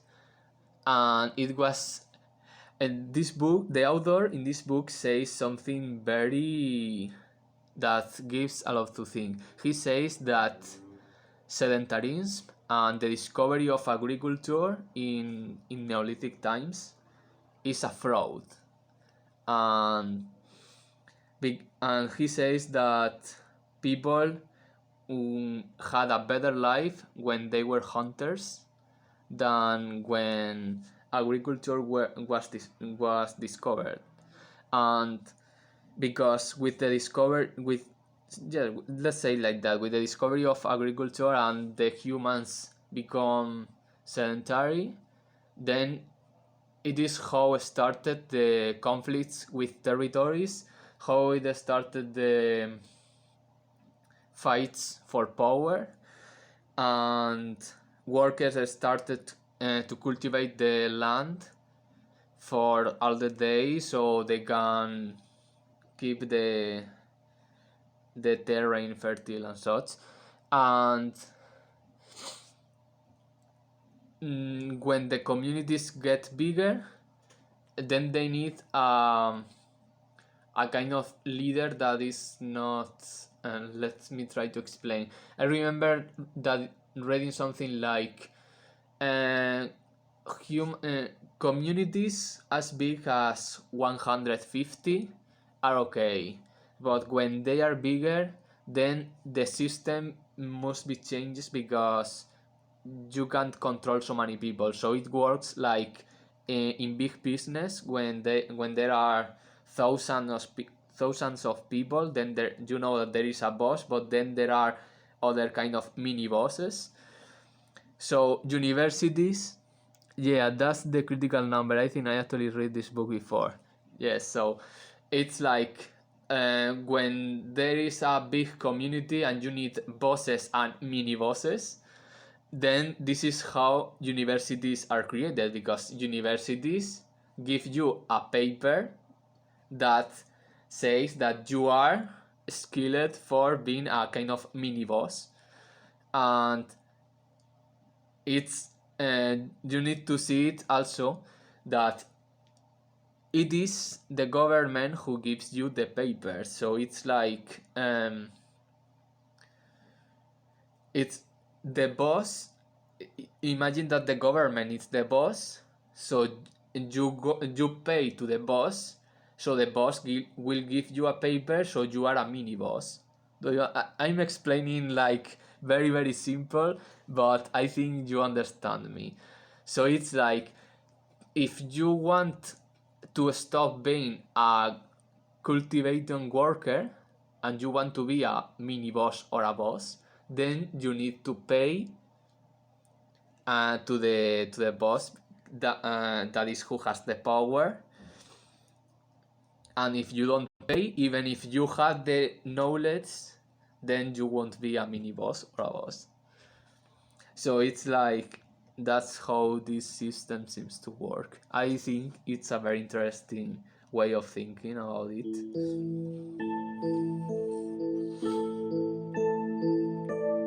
and I completely disagree, and I think that, and that's why um, websites like Wikipedia, I really evaluate that a lot. And um, when people say that Wikipedia is bad, I always think um, I am graduated in art history, and I got a very good score in most of the subjects, and my main source of information was Wikipedia. So it's like, mm, you can say that Wikipedia is bad, but you say it because it's free.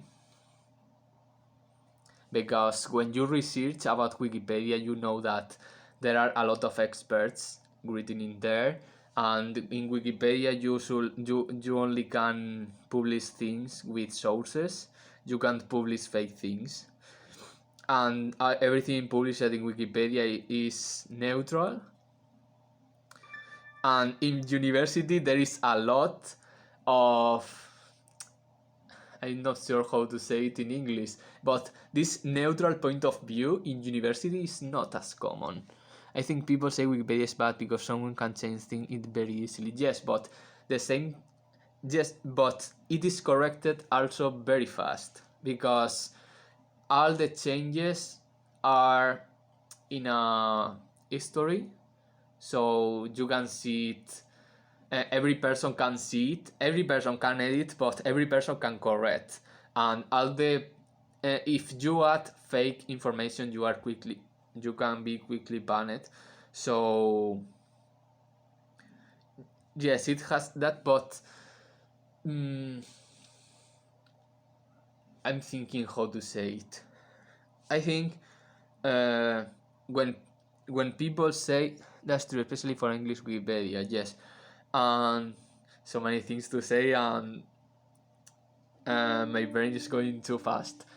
Um, I think when people say that Wikipedia is bad, it is also to kind of saying that I'm studying in official thing like university, so this is better than something that is free like Wikipedia. I hope that you understand me. And there is something very interesting about Wikipedia, and it is that when I studied Russian art by myself, of course, because in university we didn't study Russian art, and I had to study Russian sculpture with Wikipedia in Russian because I couldn't find any English information in the internet. There wasn't an English page on Wikipedia about Russian sculpture, or if there is, it is very very simple. And I wanted like a sculpture in X period, a sculpture in X period and such. And the only place to find that so well, or with so much order and a lot of information and such, it was in the Russian Wikipedia, and I had to use the translator and very very slowly, and I did my own text about Russian sculpture but taking the Russian Wikipedia as the source.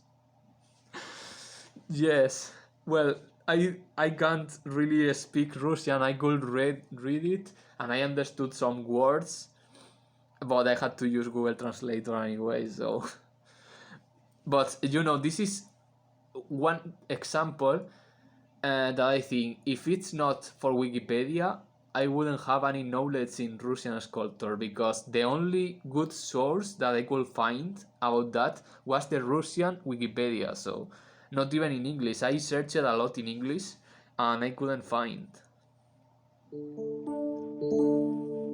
And I think for Asian art is the same. And I have always been thinking that I would love to see how, for example, Chinese art is studied in China, because if by searching in English, even if I studied a lot, I think that I could know more if I search in Chinese, but I don't dare. I can searching studying Chinese art in Chinese. I think it will be extremely hard. It You can't compare that with Russian.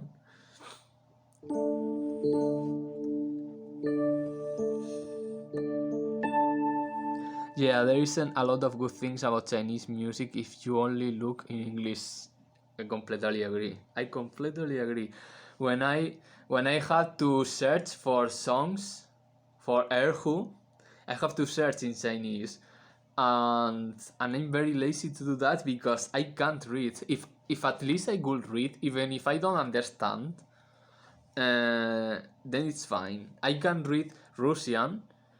I don't understand most of the word, but I can read it, so that's fine. Or any other language like German, I can read German, but Chinese I can't even read it, so it's very hard.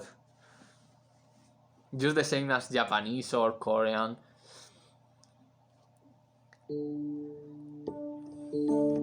Fun fact: when I learned the Yanjin, my teacher and I didn't speak the same language, so we communicated by pointing a lot at copying him.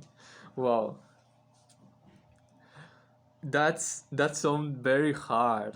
Having a teacher that doesn't speak the same language as you.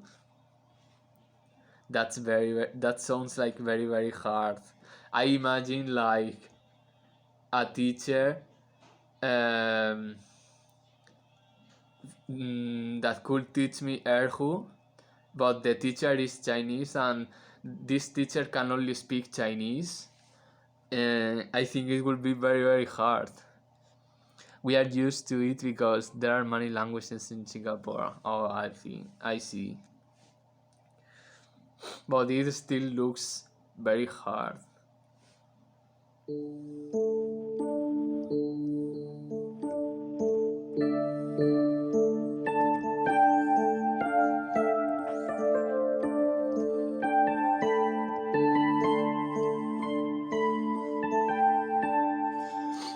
Even growing up, I always communicated by pointing a lot with my neighbors because we didn't speak the same language.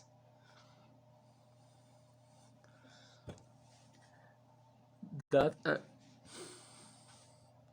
but I'm thinking about that. I suppose that it is something normal after all because maybe, like, for example, if I want to live in China for some time and I don't know Chinese, I suppose that I will do the same.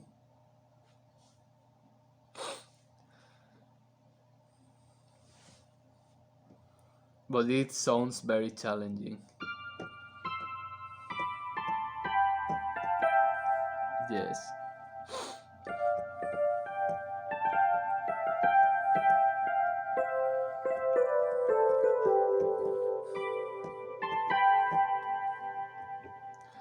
You see, Suthi, so if you come to Spain, you can also do that. You don't need to speak Spanish. You can just point the things, and that's all.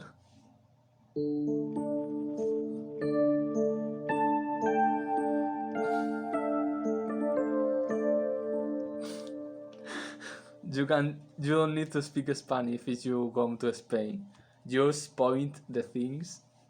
Or as I said, you can do drawings. You can do drawings like if you I don't know, like you want to go to the to the to the supermarket and you need to ask to someone in the street. You can draw a supermarket.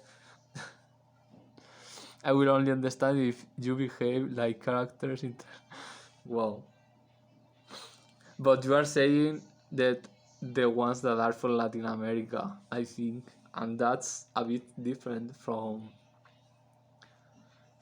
Spain in Europe.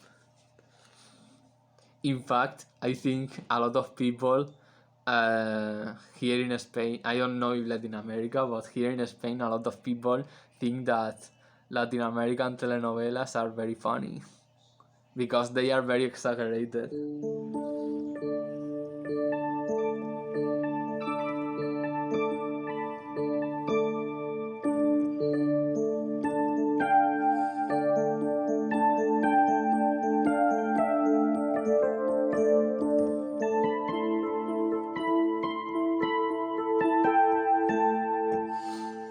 I know, but seriously, can't.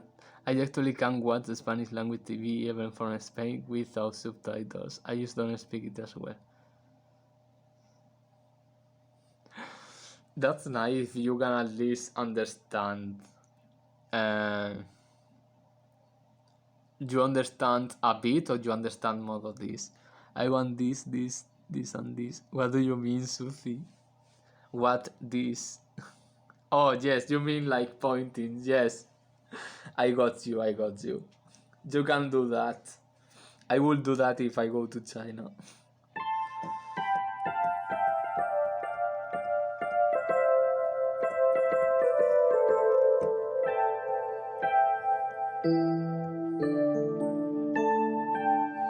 I can watch Elite without putting the subtitles on, for example.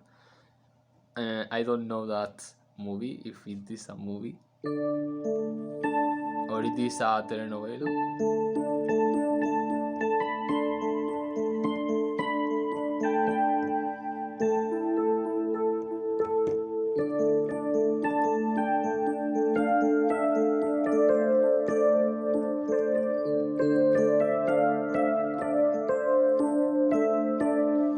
It's a TV series from Spain.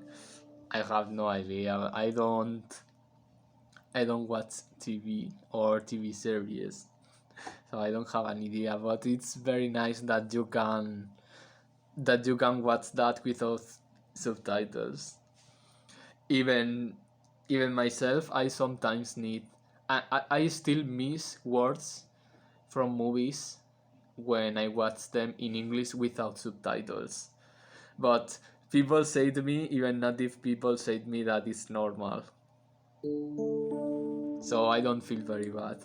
And also, it's weird that um, most times I understand more the foreigners talking English than the native English, the native English people. I definitely watch English shows with subtitles. Yes, but you live in UK, so why? It sounds strange, right? You live in UK for years, right? So you speak English every day, you hear English every day, and when you watch English movies or whatever, you use subtitles.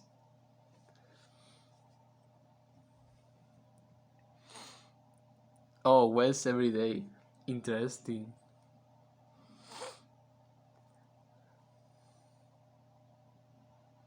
Oh, okay, okay.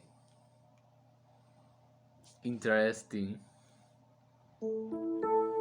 I hope if I go to Scotland, uh, they don't speak Scottish all the time. I hope they speak English most of the time. It's not that I don't want to learn Scottish, but I think I'm better at English, at least for now.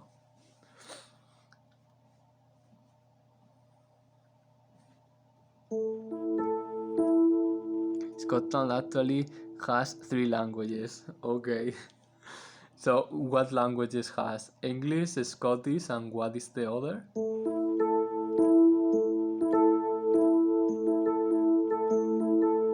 English, Scots, and Scottish Gaelic. So God look okay. I hope talking in English will be okay. Will be fine.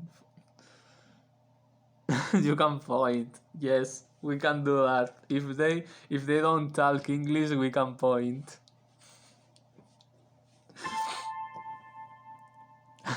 Yes, I agree. I agree. Oh, it's getting dark, but one moment. I'm going to take one of these cute lights.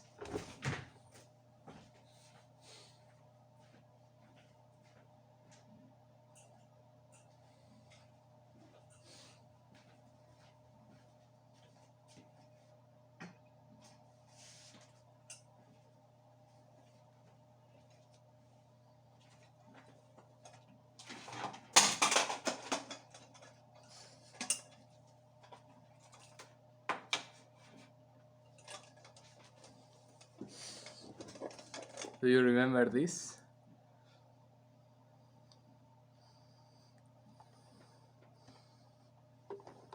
It won't appear in the camera, but it will add some light. I can understand English and Scots, but Scottish Gaelic is more similar to Welsh. Actually, I've been learning Scottish Gaelic this day. That's only a bit. It is very hard. It is Scottish Gaelic very hard. Also, see this one. I have this, and I didn't know what light to put. And do you see this? It's a light for the bike. Like, it is the kind of light that you put in the bike. So I just put it inside this, and now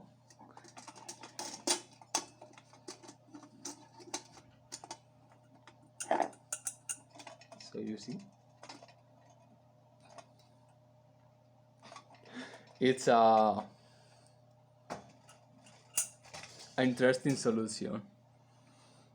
To say where is the author in Scottish Gaelic is quite a veil act. Okay, it doesn't have anything to do with English.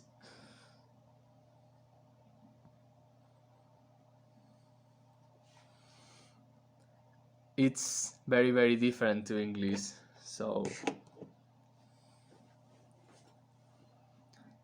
it's a Celtic language with like Welsh. Yes. I hope English will be enough. I could I could study that in my free time if I have time, but I think I like languages, but not when I'm forced to learn them. Everyone learns English in Scotland, so you should be okay. Yes, I really hope it's fine.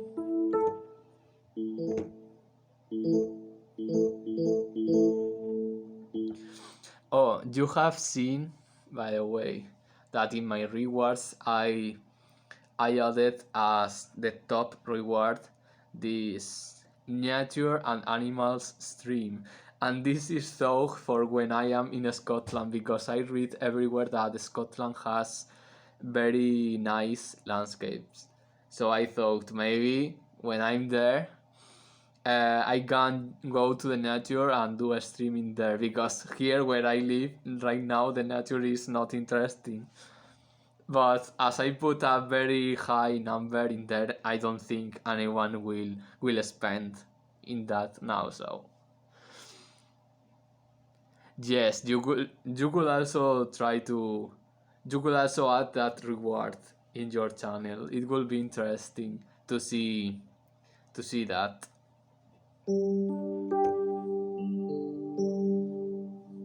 Also, I think the camera is not, but I have no idea how to. I don't know if it is the darkness or that the camera is not very clear. It's not, but I think it's fine. It doesn't matter much.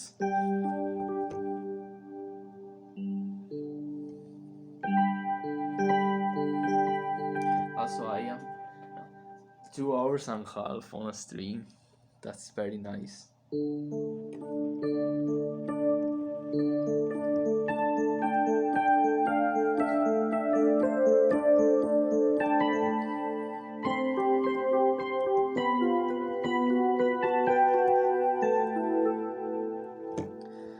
Do you recognize this melody, Suthi? This is from Inuyasha.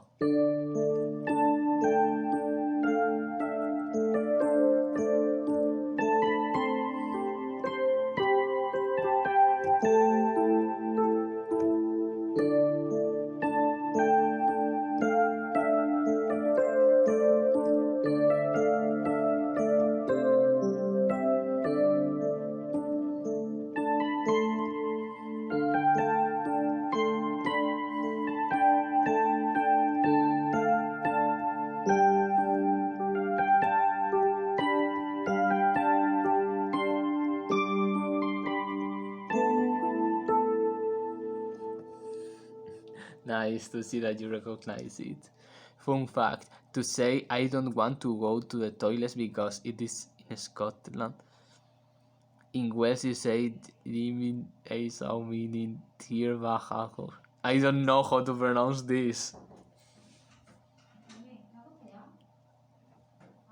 Digo que me pasaras el vídeo que me has grabado con la tarta, ¿sabes? Luego.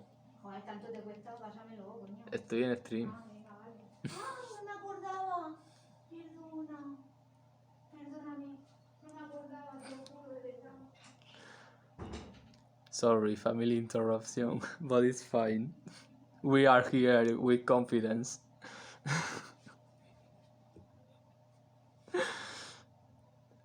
Sorry, I'm doing uni homework. It's fine, it's fine.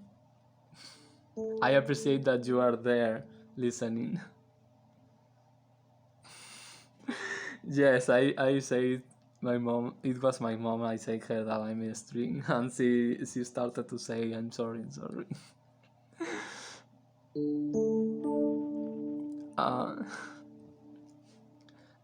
I missed the chat for a bit. Oh yes, what you wrote. I had no idea how to pronounce that. It's very hard. I missed it in phone, but I'm going to try to read it from computer. Dim ei xiao mint irti bach akos mai oin ir alban. I want that in your stream you try to pronounce something like that. Probably you can pronounce it, but I can't. It's very strange for me.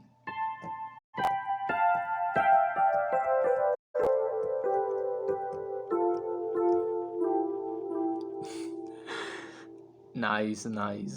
So in your this is you sing in this language. So I think, right? So I have heard you pronouncing these kind of words for many times.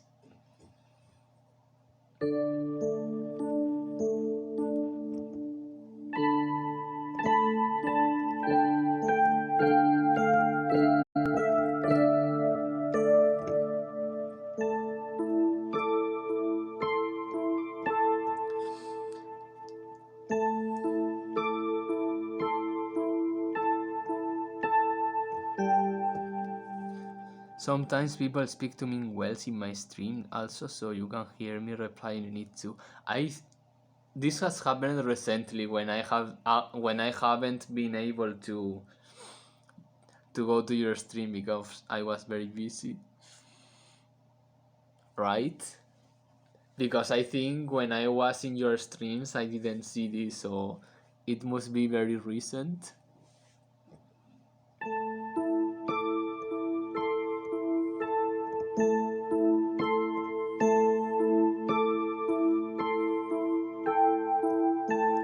Yes, I missed that.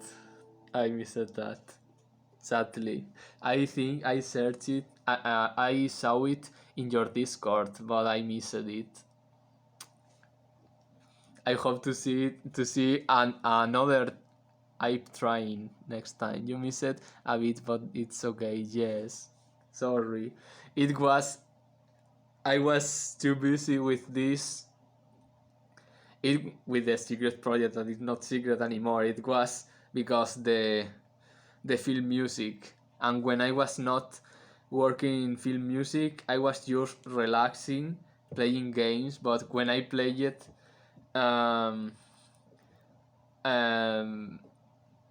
you weren't online, so because you streamed when you streamed in the morning I was working, and when you streamed in the afternoon I was too sleepy so I couldn't go to your streams. There is a highlight on my channel. I will check it. Finally, I just finished one of my homeworks. Well done, Suthi. Congratulations.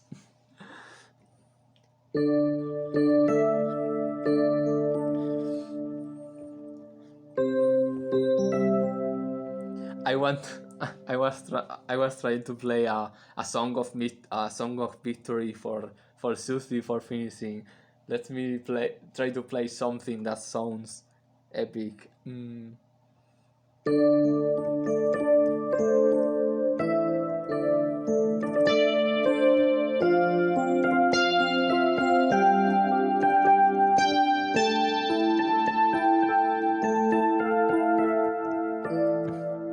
going to the toilet, be right back. Sure.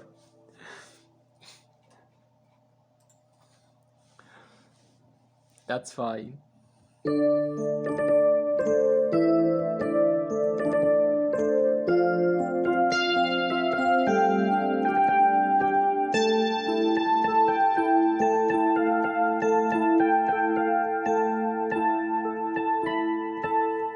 Oh, I don't remember this.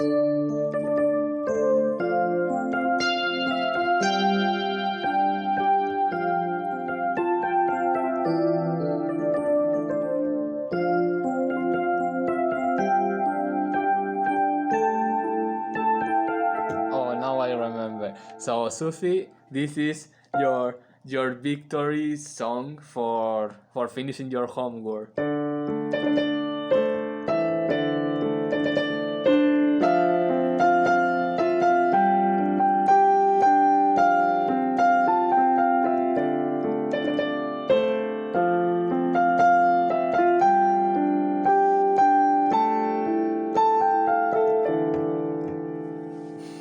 Did you like?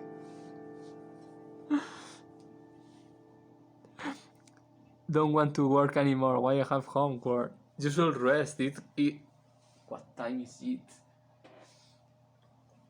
For you, it's like two and half in the night. Don't work more. It's very late for you now. Don't work more. You worked already. You finished a homework.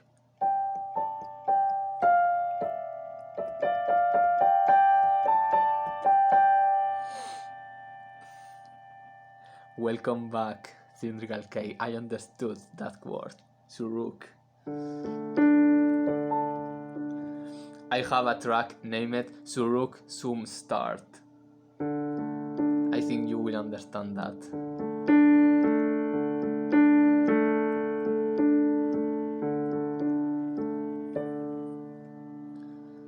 Yes. I think that is an instrumental one from almost 10 years ago. From my times of black metal.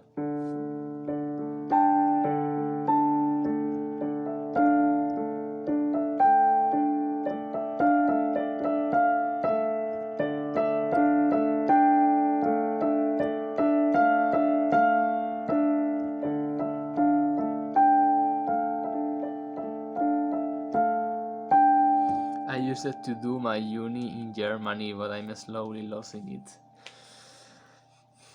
Because you don't speak German in your daily life. That happened to me with French. I studied French in high school and I stopped studying French because it was too easy and I got bored. Then I stopped choosing French as subject in later years. I never continued speaking French and right now I don't know anything. I forgot everything. I can just say bonjour and a little less. I don't remember anything.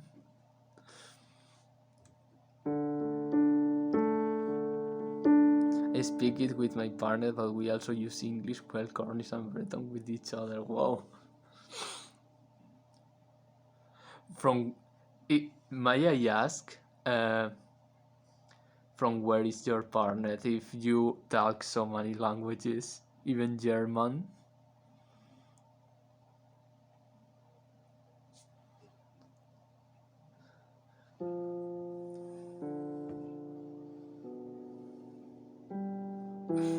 That's very interesting. You see, Susie, maybe we will be the same. Chris von Sira and Flint in Wales. Oh, that's very nice.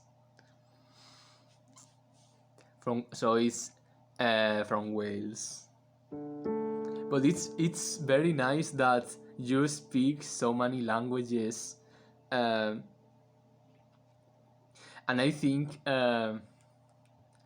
Suthi, if you are still there, maybe it will happen the same with us. Like we talk in English, but probably if you learn Spanish and I learn Chinese, we will be the same. Like maybe we will also speak English, Spanish, and Chinese.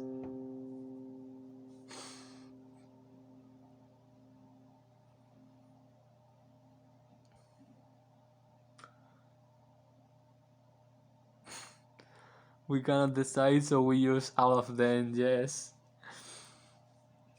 But that's very, very nice.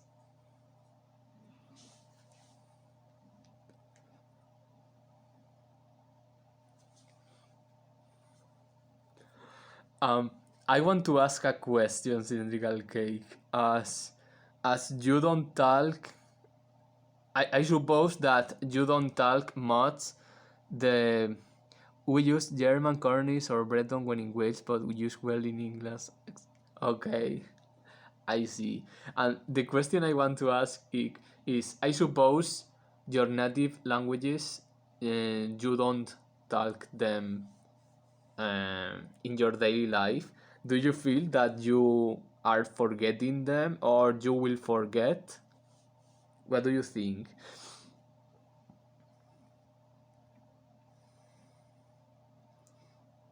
I talked about this with Sophie that maybe I only use Malay with my parents nowadays. Yes, I feel the same, and I think Sophie will feel the same. I don't forget it because it's a language I think in. In my case, I think I think in English and Spanish, depending the time. I think I still think more in Spanish, but sometimes I struggle to do some translations because I think in Malay and English, yes.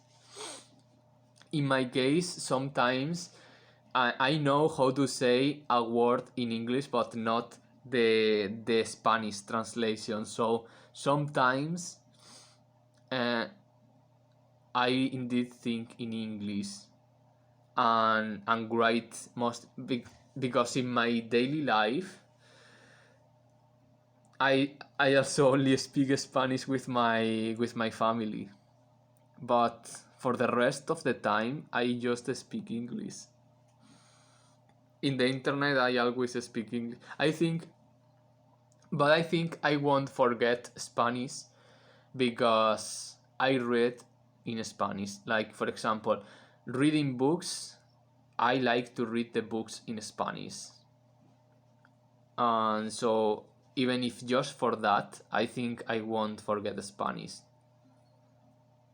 Also, I like watching movies in Spanish or watching series on Spanish. And also, many times I watch with, for example, when watching anime, I watch the original Japanese with subtitles. So, but in general, I like to read books and watch movies in Spanish. So maybe I don't think I will forget. But in daily life, I think when I move to Scotland, probably I will not use Spanish.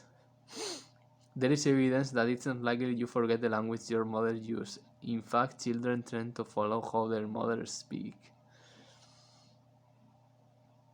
Yes, but if you if you don't live with your mother, I don't know.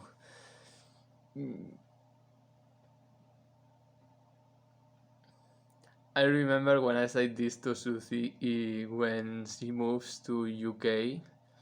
I asked Susie, "Will you forget Chinese?" And I remember you replied, "No, because I need to talk with my parents in Chinese." I think in my case Spanish is the same because with If I have to speak with my family, I should do in Spanish.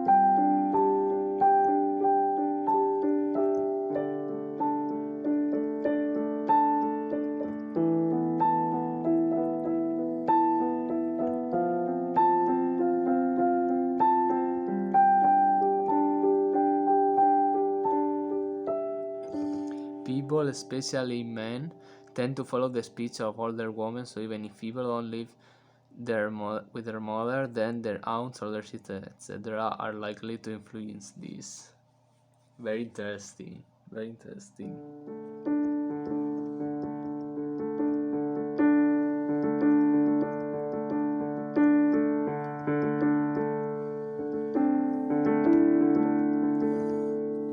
But I wonder if it's possible to forget a native language. Like, I forgot French. It's not my native language, but I forgot it completely, even if I studied it in high school for some years. And I was very good at that. And I forgot French completely. So I wonder if it's possible to forget a language like that, or even native language, if it is possible to forget a native language.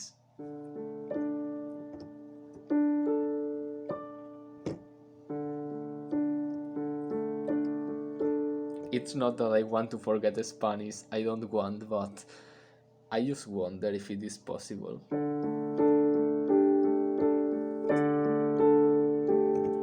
I had this conversation with a linguist. There is evidence that native languages are close to impossible to forget in many cases.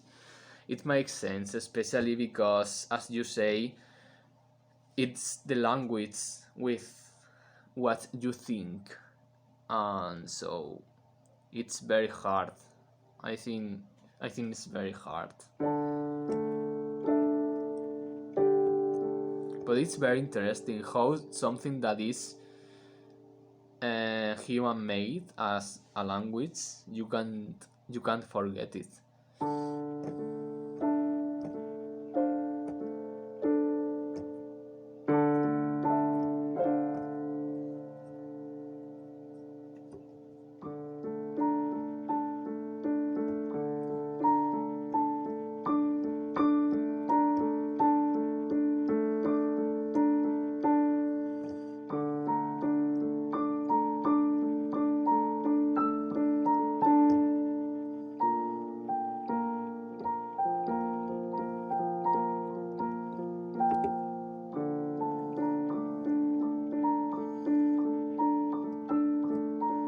Because it's hardwired since we are in our mother's wombs.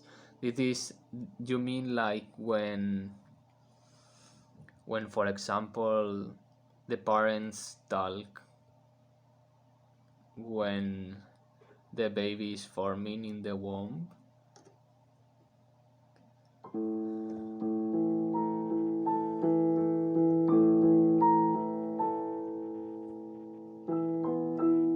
I just ask as an ignorant about this topic because you are just teaching me about this. I had no idea.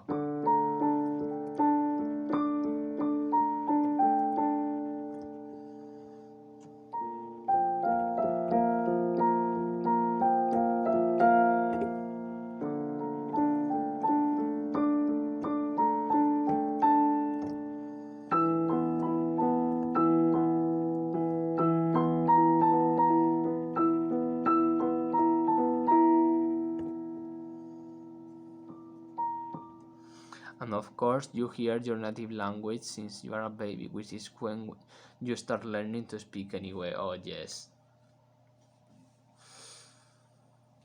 It makes sense. It's a very interesting topic, and um, it's hard. It's it makes me think um, when it's a baby that is hearing the parents talking in different languages. I wonder. Imagine that the parents, one is English and another is uh, I don't know, a very different language, Japanese, for example, and both talk their native languages to the baby. Do you think the baby would mix these two languages as one? Do you get my point? As if English and Japanese mix and they form a another language, so the baby learn this kind of mix. What do you think? Because of course the baby wouldn't have any idea of knowing that some words are in English and other words are in Japanese, for example. So maybe for the baby it will be one language. My parents also talked me in English too, but I don't remember becoming confused. Interesting.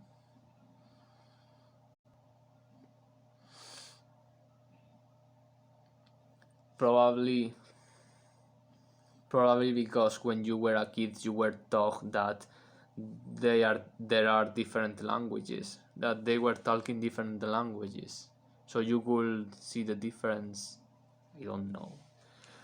It's it's interesting and also strange because I think if you think about it with logic, then the baby will mix. Yeah, our family speaks many languages, so that's how you became a, a fan of languages.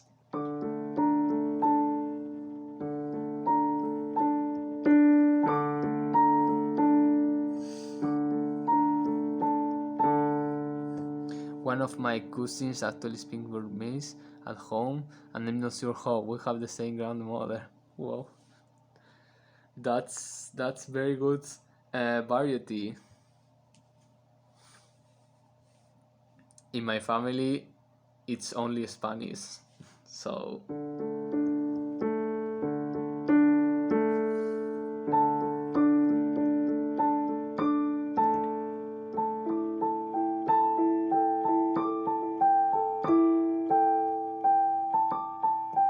and my grandfather spoke Dutch too, so I was exposed to all these languages as a child. I see.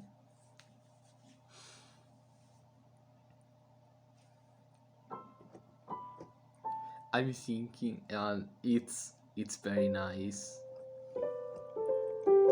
having that kind of families that they can make you to be interested in something that can easily become your life passion.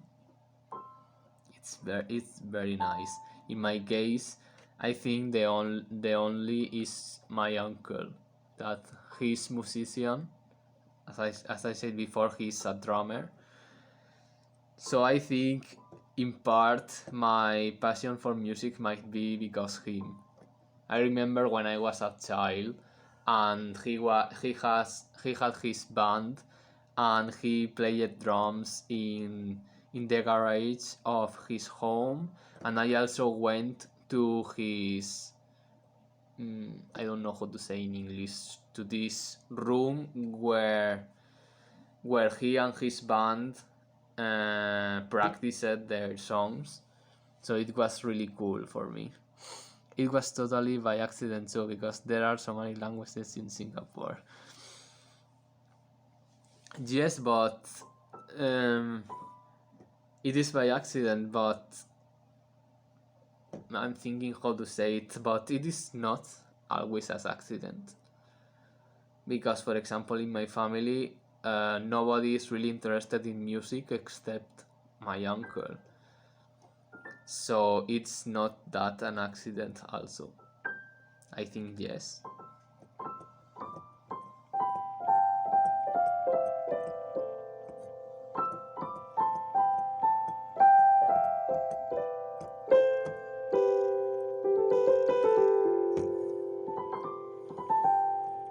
And I wonder, Susie, you draw, and do you have anyone in your family that enjoys drawing, or how did you know that you wanted to draw? How did you discover that you liked to draw?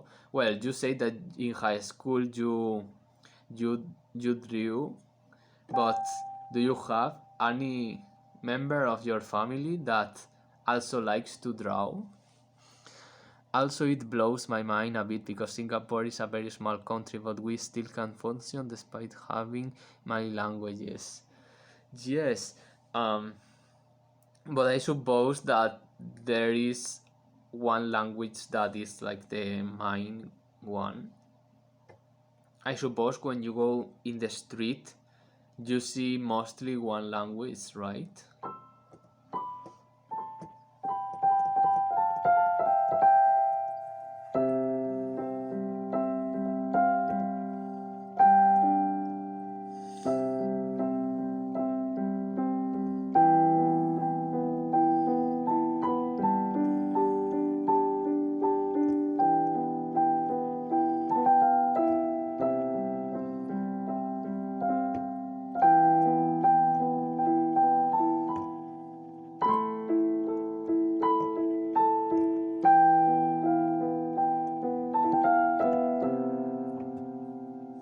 I will use English normally in the street unless I feel like speaking Malay.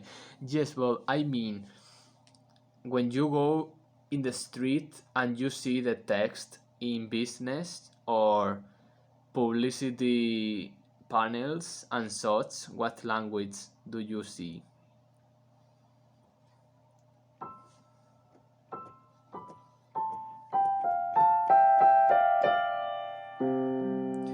Oh, I feel like playing this one if I remember.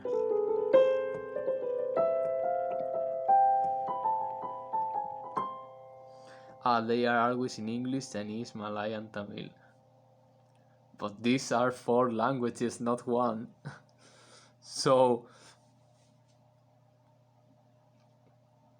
um, if you go to the street, you will miss a lot if you only speak one language. Even in the trains, you will hear four languages. Wow, that's insane. That's really insane.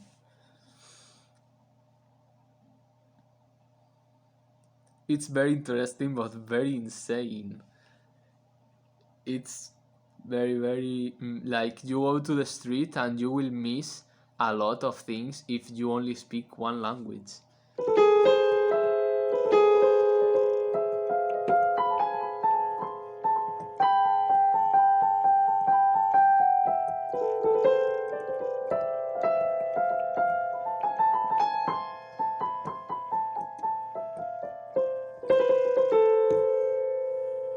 I know how to say please stand behind the yellow line for languages because of the train. Very funny. That's funny.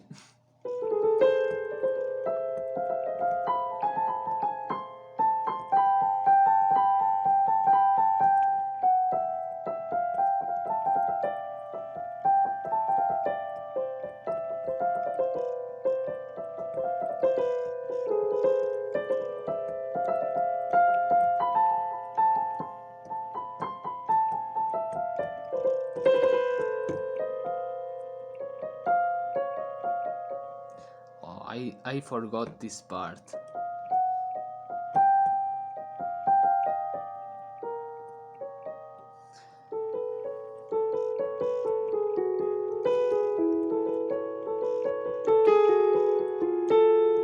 Oh, it is like this.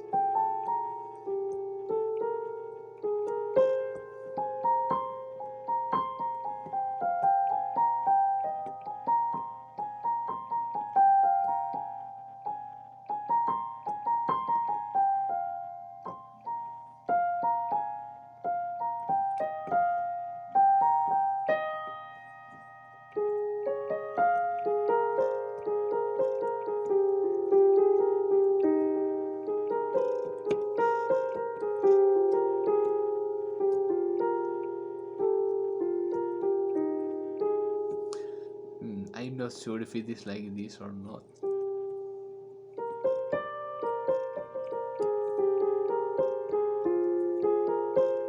I think it is.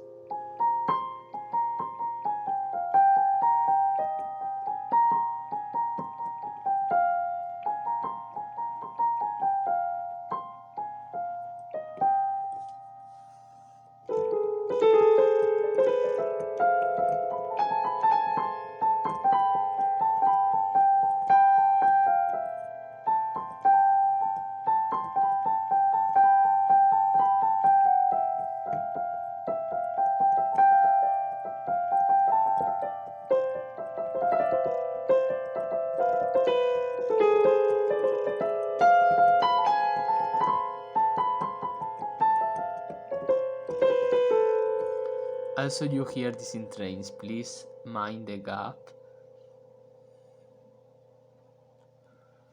And I don't try to pronounce the rest because I can't even read it. Berhadi Hadi the rank platform. And the rest I can't read it.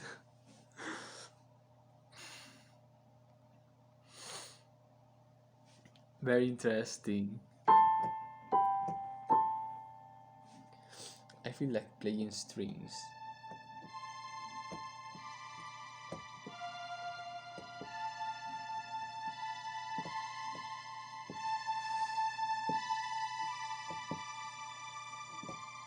You can share in Discord. I will be curious to see that.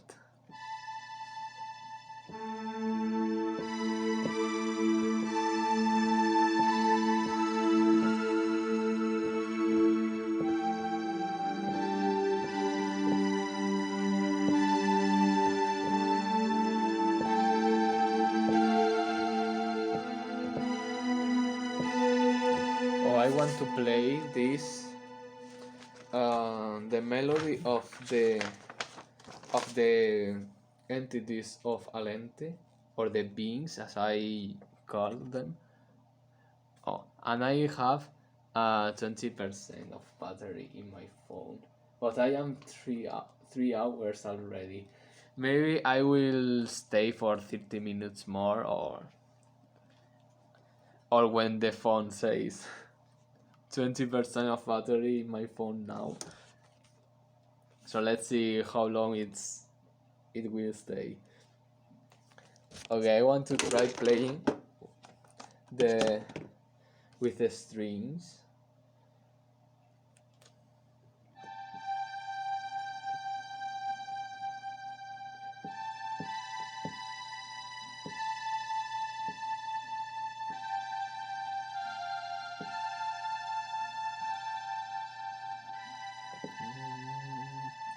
No, it starts in Do. Okay, I found it.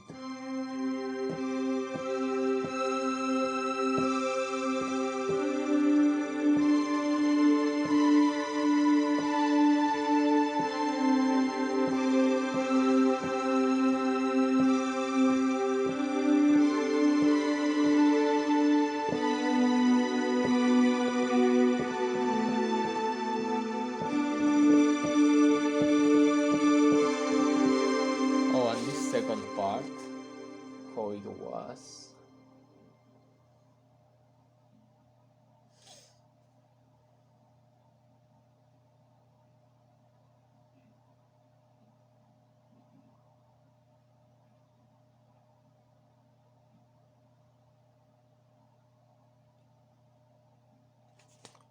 Okay, I found it, I think.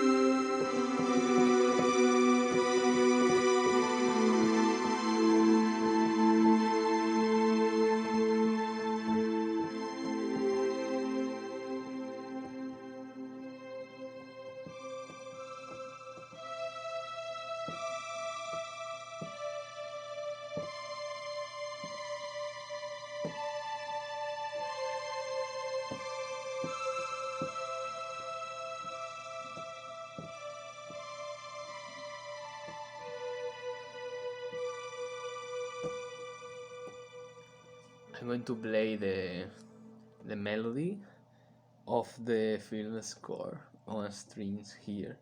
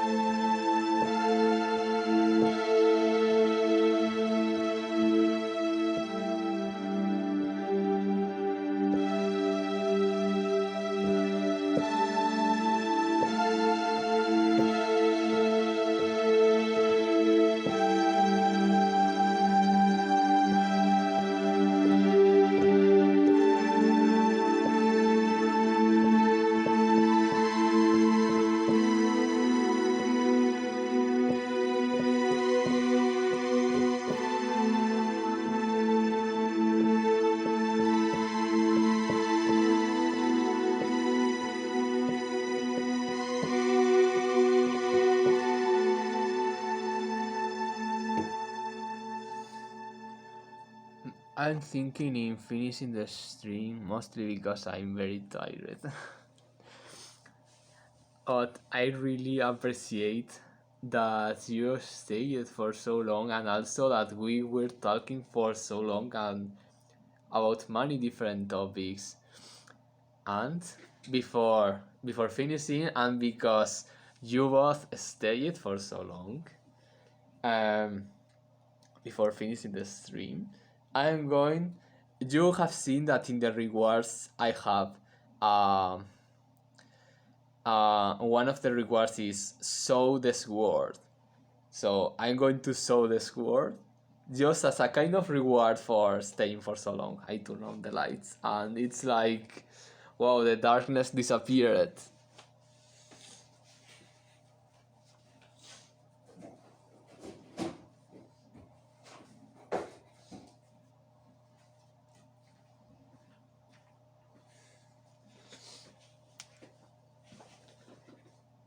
So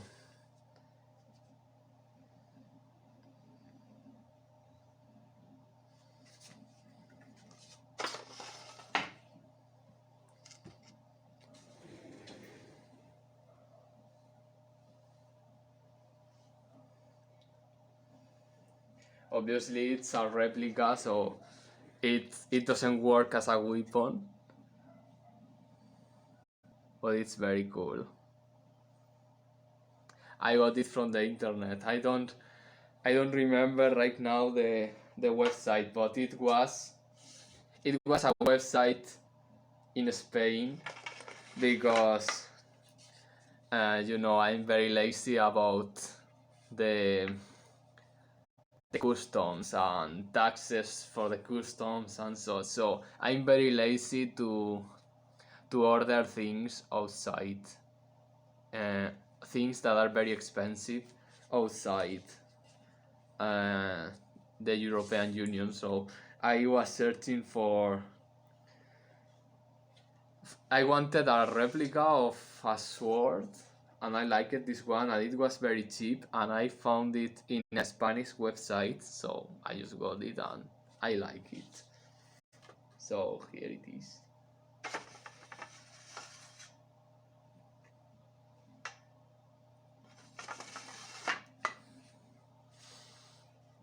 Just something fun to have. And also, you see my profile picture that it's like a shadow with a sword. And actually, when I was that photo is part of the artwork for my album Xiangyi, and at those times I had that idea of using the sword to create artwork with that. So that sword that you see in that profile picture, um, it is this sword.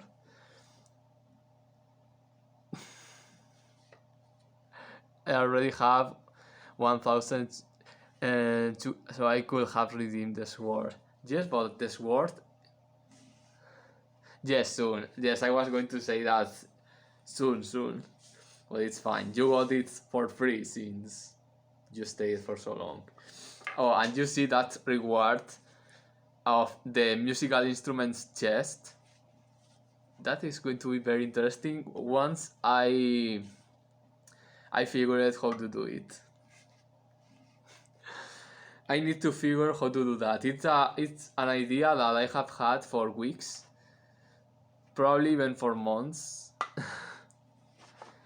Even maybe even for 1 or 1 month and a half, I had that idea, and I even thought in making it as a command. But later I thought I think this is a good idea for channel points, so I waited for this patiently. I need now to figure how to do it, but I will do it.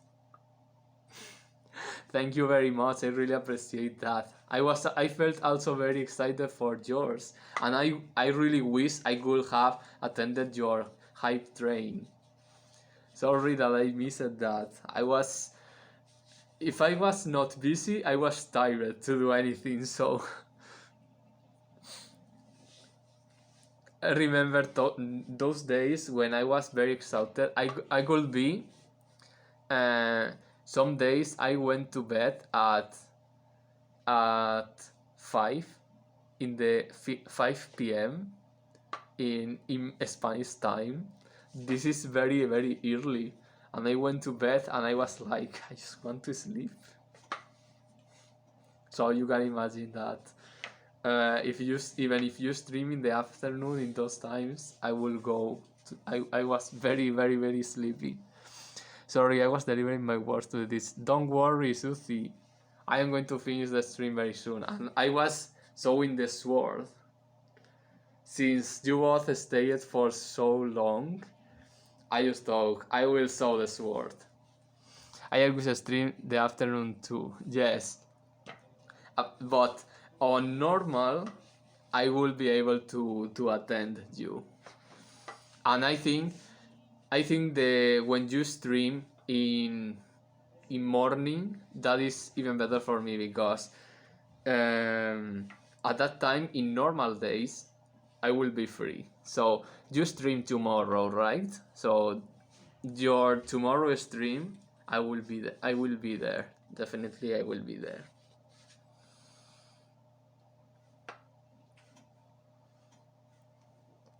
I need to control the battery. Okay, it's fine.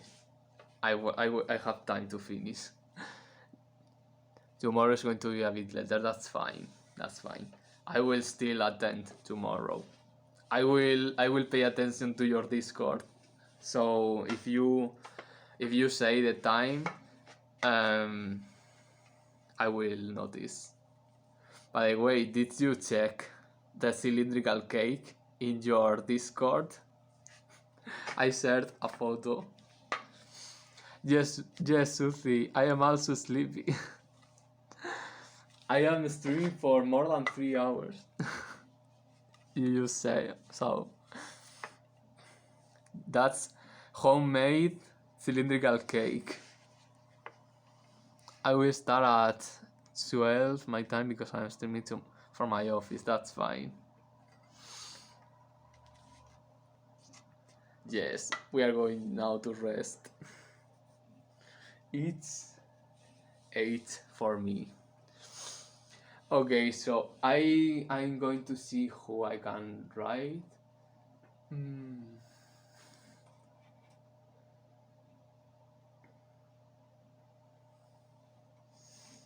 Yes, you need to eat. It's perfect time to finish the stream. I want to rest.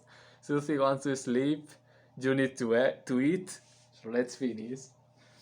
I'm going to. I don't have many options to rate, so I'm just going to rate. I'm going to rate Samatata. This painter, it's a long time since I don't enter her stream. Oh, and by the way, you see this? The dragon in my computer.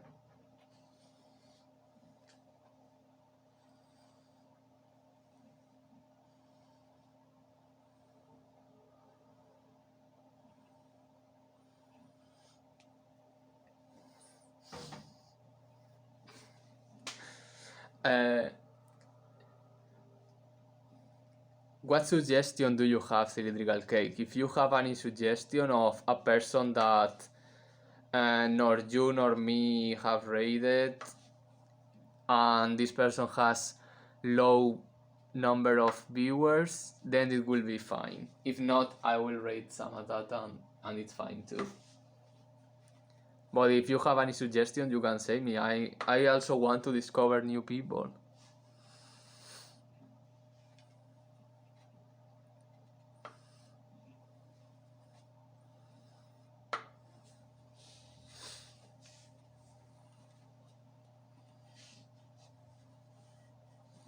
There is the Joder who plays the hammer at Dulcimer, but are is knights too.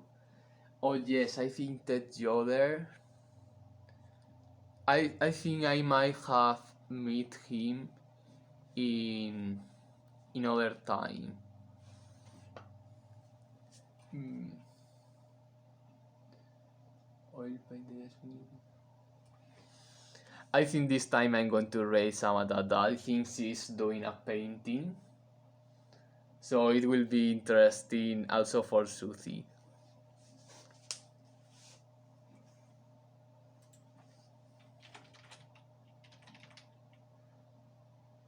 Okay, let's go to Samatata. Thank you very much for staying for so long. Really, I really appreciate that. And I appreciate this talking. It was very interesting. See you next time. Perfect for cooking food, which I am not streaming. Cooking a stream soon. I hope. Also, I noticed of this kind of challenge for the points. You saw in my rewards that I added concert in Lord of the Rings Online. I thought in adding that as a challenge, but the fact that it is 1 month for the challenge is not good, I think. I wish it is like a pool for people to add points, but it has unlimited time. So it's just like if the goal is reached in 3 months or 4 months or whatever, it's fine. Yes, we can do this sharing in that community challenges, but the maximum is 1 month. So people need to donate um, before 1 month is over. So it's it's not very good, at least for me not. I will prefer that it is that there is no limit of time.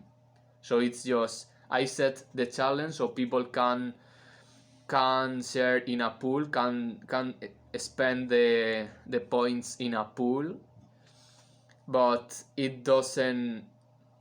And then when it is reached, when the goal is reached, then the reward happens. But there is not.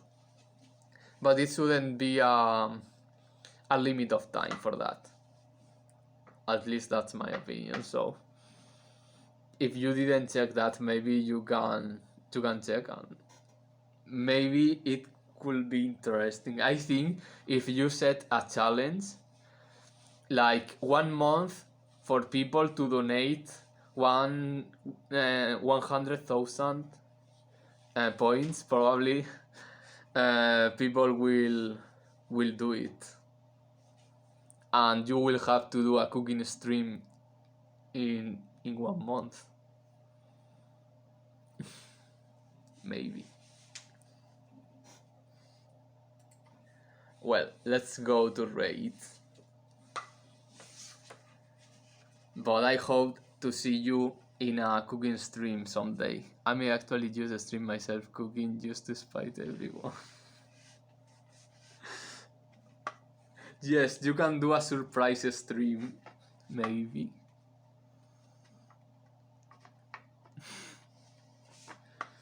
You know that we want to see you cooking.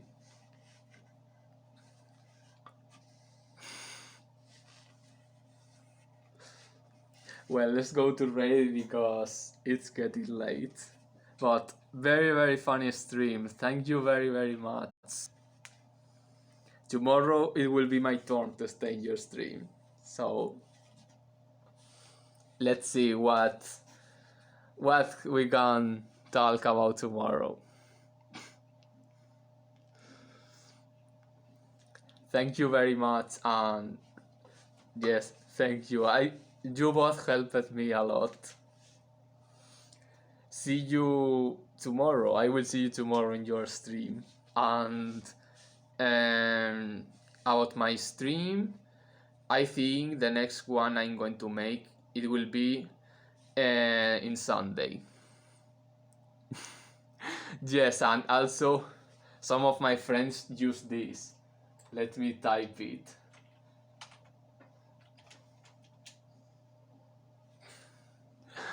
Some of my friends use data this like this.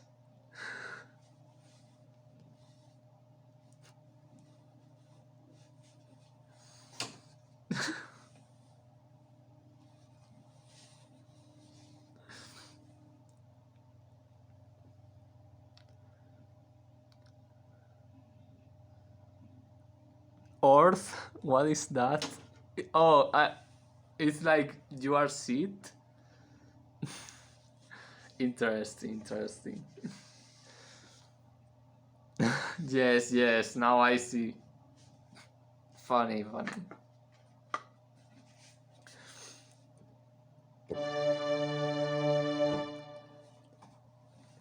Okay. Yeah, now time to rate because my phone is 10% battery and I want to finish before my phone gets out of battery.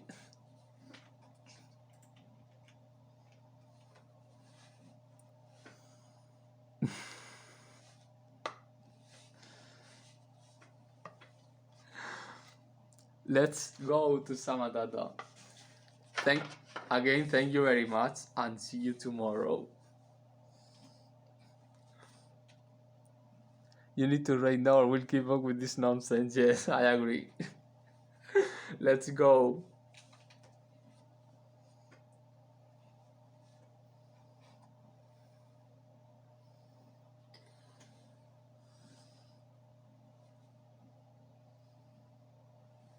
See you.